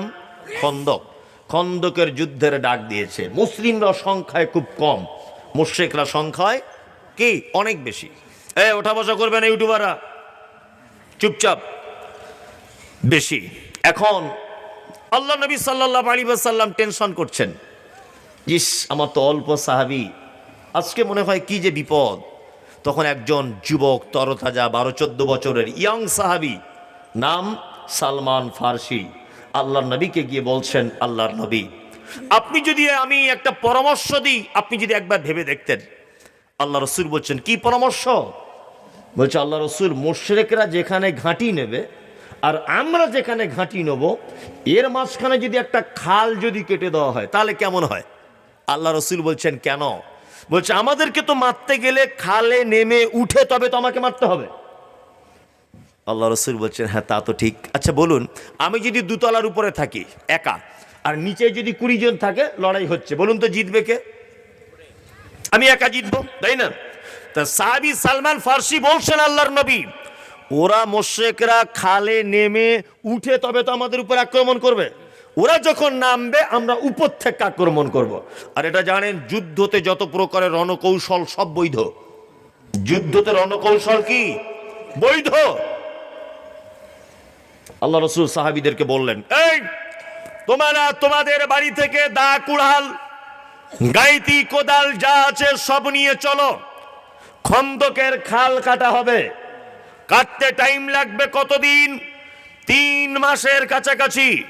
আল্লাহর নবী বললেন, নতুন যারা বিয়ে করেছো শুধু তারা মাঝে মধ্যে বাড়ি যেতে পাবে, যারা পুরাতন বিবাহিত তারা কেউ বাড়ি যেতে পাবে না, যতদিন না খাল কাটা শুরু না হবে। আল্লাহ নবী সাল্লাল্লাহু আলাইহি ওয়াসাল্লাম নিজেও কোদাল দিয়ে কুড়াল দিয়ে খাল কাটার কাজে অংশগ্রহণ করেছেন। সুবহানাল্লাহ। খাদ্য খাবার নাই পেটে, খাল কাটছেন। সাহাবীগণ খাল কাটতে কাটতে মাঝখানে একটা বড় পাথর আটকে দিল, খাল কাটতে পারছে না। সাহাবীরা ধুমধাম করে মারছেন, পাথর হিলাতে পারছে না, ভাঙতে পারছে না। একজন সাহাবী, তার নাম জাবের রাদিয়াল্লাহু তাআলা আনহু, তিনি বলছেন, একবার আল্লাহর নবীর কাছে গেলে হয় না? নবীজি তো অন্যদিকে খাল কাটছেন, আল্লাহর নবীকে গিয়ে ব্যাপারটা একটু বলি। হযরতে জাবের কি বললেন, আল্লাহর নবী এই এই এই এই ব্যাপার। আল্লাহ রসুল বলছেন, তাহলে চলো। আল্লাহ রসুল এলেন। হযরতে জাবের বলছেন, আল্লাহ রসুলের হাতে অস্ত্র দেওয়া হলো, মানে খাল কাটার গাঁইতি দেওয়া হলো বা কোড়াল কিছু একটা দেওয়া হলো। আল্লাহ রসুল এইরকমভাবে আঘাত করলেন যে পাথর আমরা 3000 সাহাবী এক ভাঙতে পারিনি। আল্লাহ রসুল একবার আঘাত করার কারণে পাথর ধুলোর মতো ধূলিসাৎ হয়ে গেল। সুবহানাল্লাহ, ধূলিসাৎ। হযরতে জাবের বলছেন, আল্লাহ রসুল যখন হাত তুলেছেন, আমি আল্লাহ রসুলের পেটের দিকে তাকিয়ে দেখলাম ছোট্ট ছোট্ট পাথর রাখা আছে। হযরতে জাবের বলছেন, আল্লাহ রসুল আপনার পেটে পাথর কেন? আগে তো কোনোদিন দেখিনি। আল্লাহ রসুল সাল্লাল্লাহু আলাইহি ওয়াসাল্লাম বলছেন, জাবের তোমাদের যেমন খিদা পায় তার থেকে বেশি আমার পায়। আসলে 2 দিন 3 দিন না খাওয়া অবস্থায় পাথর ভাঙছি তো, ওই জন্য পেটে একটু পাথর রেখেছি যাতে পেটটা ভারী ভারী অনুভব হয়। আল্লাহু আকবার। হযরতে জাবের বললেন, আল্লাহর নবী আপনি আমাকে একটু অনুমতি দেবেন বাড়িতে যাওয়ার, আমি বাড়ি যাব। হযরতে জাবের বললেন, আল্লাহ রাসূল বলছেন যাও। জাবের বাড়ি গেলেন, স্ত্রীর দরজা খুলে দিয়ে বলছেন, যে দৃশ্য দেখে এসেছি পায়ের তলা থেকে মাটি যেন সরে যাচ্ছে। বিশ্ব নবীকে দেখেছি পেটে পাথর রাখ, বাড়িতে কিছু খাবার আছে? জাবেরের স্ত্রী বলছেন, বাড়িতে তেমন কোনো খাবার নাই, একটা বকরির বাচ্চা রয়েছে আর অল্প কিছু আটা আছে। সুবহানাল্লাহ, একটা বকরির বাচ্চার কতটা গোস্ত হতে পারে? 5 কেজি। অল্প আটা 2-4 জনের রুটি হতে পারে। এই কথা হযরতে জাবের শোনার পরে বলছেন, তাড়াতাড়ি বকরি জবাই করলেন। স্ত্রীকে বললেন, খানা রেডি করো, রুটি পাকাও। জাবের স্ত্রী বলছেন, আল্লাহর নবীকে একা দাওয়াত করবেন না, সঙ্গে সঙ্গে 2-4 জন সাহাবীকেও বলবেন, 2-4 জন সাহাবীকে বলবেন। হযরতে জাবের এলেন, এসে আল্লাহর নবীকে বলছেন, আল্লাহর নবী আমার স্ত্রী আপনাকে বাড়িতে দাওয়াত দিয়েছে, সঙ্গে 2-1 জন সাহাবীকে নিবেন। একটা ছোট্ট বকরির বাচ্চা জবাই করে এসেছি, অল্প আটা রুটি পাকাচ্ছে আমার স্ত্রী। এই কথা যখন জাবের বলেছে, আল্লাহর নবী তখন সমস্ত খন্দকবাসীদের উদ্দেশ্যে আঙুল বাড়িয়ে দিয়ে বলছেন, ও খন্দকবাসীরা, জাবেরের বাড়িতে দাওয়াত, সবাই চলো। কতজন সাহাবী ছিলেন? 3000। কত? 3000। জাবের তো ভয়ে থরথর করে কাঁপছে, কি ব্যাপার? 3 কেজি 4 কেজি গোস্ত আর অল্প রুটি, আল্লাহর নবী 3000 সাহাবীকে দাওয়াত করলেন, আশ্চর্য ব্যাপার।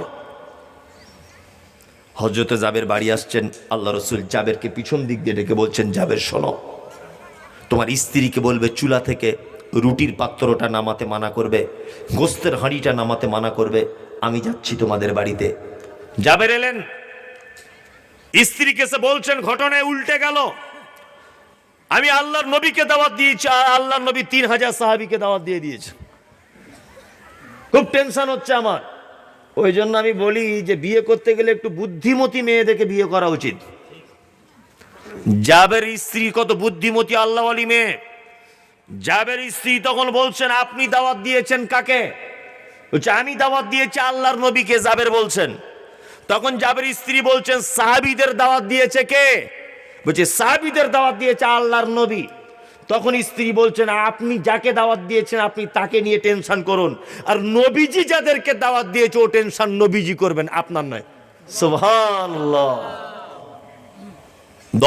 3000 সাহাবীকে নিয়ে চলে এলেন। আল্লাহর নবী বলছেন, জাবের তোমার স্ত্রীকে বলো। বাড়িতে ঢোকার অনুমতি নিলেন। আল্লাহ রসুল বাড়িতে ঢুকলেন। জাবের, খাদ্যর পাত্রগুলো কই? বলছে, আল্লাহ রসুল এই খাদ্যর পাত্র। তখন আল্লাহ রসুল বলছেন, জাবের 10 জন করে সাহাবীকে তুমি নিজে নিজে ভিতরে ঢোকাও, নিয়ে যাও, নিয়ে গিয়ে ভিতরে ঢোকাও। 10 জন। কতজন? 10 জন। 10 জন সাহাবী ঢুকছেন, আল্লাহ রসুল গোস্ত দিচ্ছেন, রুটি দিচ্ছেন, গোস্ত দিচ্ছেন, রুটি দিচ্ছেন, গোস্ত দিচ্ছেন, রুটি দিচ্ছেন। এইভাবে 3000 সাহাবীর খাওয়া শেষ। আল্লাহ রসুল জাবেরকে ডেকে বললেন, তোমার স্ত্রীকে খেতে বলো, তুমি নিজে খাও, আমি একটু খাই। হযরতে জাবের খেলেন, নবীজি খেলেন, জাবেরের স্ত্রী খেলেন। আল্লাহ রসুল বলছেন, জাবের আর কি কোনো খাবার হাঁড়িতে আছে? জাবের তখন বলছেন, আল্লাহ রসুল আছে। আল্লাহ রসুল বলছেন, জাবের এক কাজ করো, তোমার প্রতিবেশীদের মাঝখানে বিলি বন্টন করে দাও। হযরতে জাবের বলছেন, ওই খাদ্যটা আমি আমার প্রতিবেশীদের মাঝখানে বিলি বন্টন করে দিলাম। আল্লাহ রসুল বলছেন, জাবের আরো কি খাদ্য আছে? জাবের বলছেন, আল্লাহকে, আল্লাহর কসম, আল্লাহর নবী, আমি মনে করি এই গোস্ত আর রুটি যদি গোটা মদিনা শহরবাসীদের মাঝখানে বিলি বন্টন করা হয়, তবুও যেন রুটি আর গোস্ত শেষ করা যাবে না। অলৌকিক ঘটনা যদি বলতে হয় আমরা হাদিস থেকে বলবো। কি বললাম বুঝলেন না? হাদিস এরকম ঘটনা নাই? কত ঘটনা আছে। আমি জানি না, রাত্রি এখন 12:10 বাজে। অনেকক্ষণ যাবৎ আপনাদের সামনে আমি কথা রাখছিলাম, অনেকক্ষণ। এটা কোন উদ্দেশ্যে জলসা হচ্ছে এটারও আমার জানা নেই। মসজিদের উন্নতি কল্পে আমি আগে প্রচুর আদায় করেছি, মানে আদায় খুব ভালো করতে পারতাম, এখনও করতে পারি, কিন্তু ওই মানে হাদিস কোরআন কিছু কিছু বিষয়ে সাপোর্ট করে না, এই জন্য আমি আদায় করে আস্তে আস্তে করে ছেড়ে দিয়েছি যে না, এই লাইন থেকে আমাকে চলে আসতে হবে। যাই হোক, মসজিদের কালেকশন, মসজিদ একটি আল্লাহর ঘর, তাই না? আল্লাহ রসুল সাল্লাল্লাহু আলাইহি ওয়াসাল্লামের একটি হাদিস, আমাদের বাড়িতে মৌমাছির মতো একটি মাছি দেখবেন বাথরুম ঘরে, রান্নাঘরে হালকা মাটি দিয়ে বাসা তৈরি করে, দেখেছেন? ওই দুই দিকে গর্ত মতো থাকে, ও গিয়ে ভিতরে থেকে চলে আসে, আবার হালকা এক ফোঁটা পানি দিলে ভেঙে চলে যায়। দেখেছেন এরকম আপনাদের বাড়িতে? আল্লাহ রসুল সাল্লাল্লাহু আলাইহি ওয়াসাল্লাম বলছেন, একদম হাদিসে এইটাই, যে ওই পাখিটা যতটা মাটি সংগ্রহ করে তার ঘর নির্মাণ করে, যতটা উঁচু করে, কতটা উঁচু করে, 1/2 ইঞ্চি মনে হয় হবে না। আল্লাহ রসুল বলেছেন, কেউ যদি তার নিজস্ব অর্থ দিয়ে আল্লাহর ঘরে এতটা উঁচু যদি করে দেয়, যতটা উঁচু ওই পাখিটি তার ঘর নির্মাণের ক্ষেত্রে করে, আল্লাহ সুবহানাহু ওয়া তাআলা তার জন্য জান্নাতে একটা ওই রকম রাজপ্রাসাদ তৈরি করে দিবেন। আপনার পয়সা থেকে অতটুকু, তার মানে অতটুকু মানে একটা ইট কিনে দিলেই মনে হয়ে যাবে, তাই না? অর্ধেক ইট কিনে দিলে মনে হয়ে যাবে, তার থেকেও কম। একটা ইটকে মনে হয় 20 ভাগ করলে তাও অত ছোট হবে না, তাই না? মানে মসজিদ এক সাংঘাতিক জায়গা, সাংঘাতিক জায়গা। আল্লাহু আকবার, তাই না? আমাদের গ্রামে,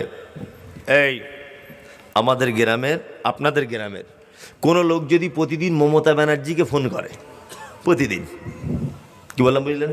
আচ্ছা বলুন তো, আপনাদের গ্রামের সেই লোকটার দাম কেমন হবে?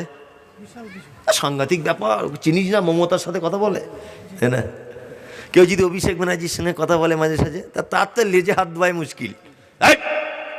আর ডক্টর বাকবিন এখনই ফোন করে দেবো পুরো মহলে, তাই না? কেউ সোনিয়া গান্ধীর সঙ্গে কারো কথা হলে তার তো ধরে রাখাই মুশকিল, আর নরেন্দ্র মোদীর সঙ্গে খাতির হলে তার অসুবিধাই নাই। তার মানে কি, যত পাওয়ারফুল লোকের সঙ্গে খাতির হলে আমরা মনে করি গ্রামের ওই লোকটার সব থেকে পাওয়ার বেশি, মনে করি না? মনে করি। এখন একটা রিক্সা চালক 5 ওয়াক্ত মসজিদে গিয়ে ওর খাতির বেশি আল্লাহর সাথে। কার সাথে? আল্লাহর সাথে।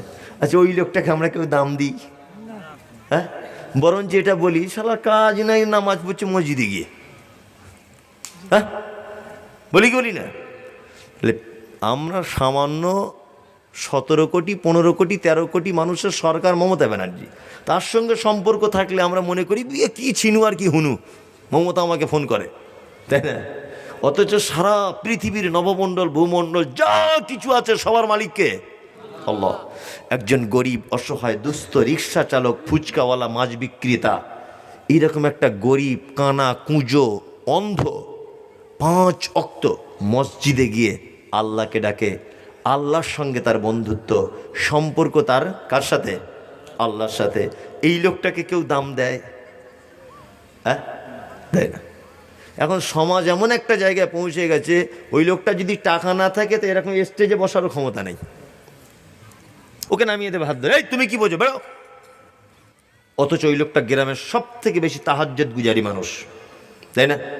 আল্লাহু আকবার। যে জায়গা থেকে, যে জায়গার মাধ্যমে আল্লাহর শরণাপন্ন এবং আল্লাহর খুব অতীব নিকটে হওয়া যায়, সেই জায়গাটার নাম কি? মসজিদ, তাই না? এখন ধরে নেন, একটা কথা আপনাকে বলি, ওই রায়গঞ্জ থেকে ট্যাক্সিতে করে 4টে লোক এলো, এসে ওই ওই মোড়টাতে নেমেছে, ওই মোড়টায় নেমেছে 4টে লোক, 4 জনের মেহমান। তা একটা লোক গিয়ে মনিরুলের বাড়ি গেছে, তাহলে ওই লোকটা কার মেহমান? মনিরুলের মেহমান। আর একজনে গিয়ে জিসানের বাড়ি গেছে, তো ও কার মেহমান? সবাই বলবে জিসানদের মেহমান, তাই না? আর একজন গিয়ে মোর্শেদদের বাড়ি গেছে, সবাই কি বলবে? মোর্শেদের মেহমান। আর একটা লোক এখন এসেছে মসজিদে ঢুকেছে হঠাৎ, বলুন তো ও কার মেহমান? আল্লাহু আকবার। যে ঘরে ঢুকে গেলে রবের মেহমানের উপাধি পাওয়া যায়, এ কি চারটিখানি বড় কথা?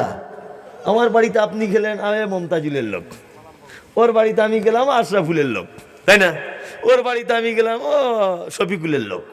আর আমি যখন মসজিদে ঢুকে গেলাম, হ্যাঁ, আমি আল্লাহর মেহমান, তাই না? যে জায়গায় পৌঁছে গেলে আল্লাহর মেহমানের উপাধি পাওয়া যায়, এ কি কম বড় জায়গাটা? আপনি ভাবতে পারছেন এটা কোন জায়গা? আল্লাহু আকবার। সেই মসজিদ আল্লাহর ঘরের জন্যে আপনাদের কাছে কালেকশন করা হচ্ছিল। জোর জবরদস্তি নয়, ইচ্ছা করে, খুশি করে, খুব স্বতঃস্ফূর্তভাবে, আনন্দ হাসি মুখ নিয়ে আপনি বলুন যে আমার পক্ষ থেকে আমি 1,000 টাকা আমি মসজিদে দিলাম। একটা লোক বলুন তো দেখি, আপনি দিয়েছেন হায়দার মৌলভী সাহেবের কাছে।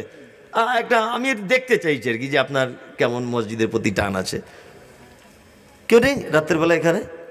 যদি আমাকে কমিটি বলেনি একবারও যে আদায় করবেন, কালেকশন করবেন, এটা আমার মানবিক দায়িত্ব মনে করলাম যে আমি তো শেষ করে দেবো, তা বলি যদি মানুষ দেয়। একটা লোক, আপনি কাশ্মীরে থাকেন শুনলাম দামি জায়গায়, এই তো একজন দিল, মাশাআল্লাহ, আবার 2,000 দিল। মানে আমি তাহলে চাইতে ভুল করলাম আসলে তাই। এরা ঠিকাদার তো কাশ্মীরে থাকে। ও আচ্ছা, ঠিক আছে। আমি কাশ্মীরে যাব বেড়াতে। কাশ্মীরে কারা আছো আমাকে একটা নাম্বার দিও, আমি যাব বেড়াতে। হ্যাঁ ঠিক আছে। আর আর কেউ আসেন ভাই? একটা লোক।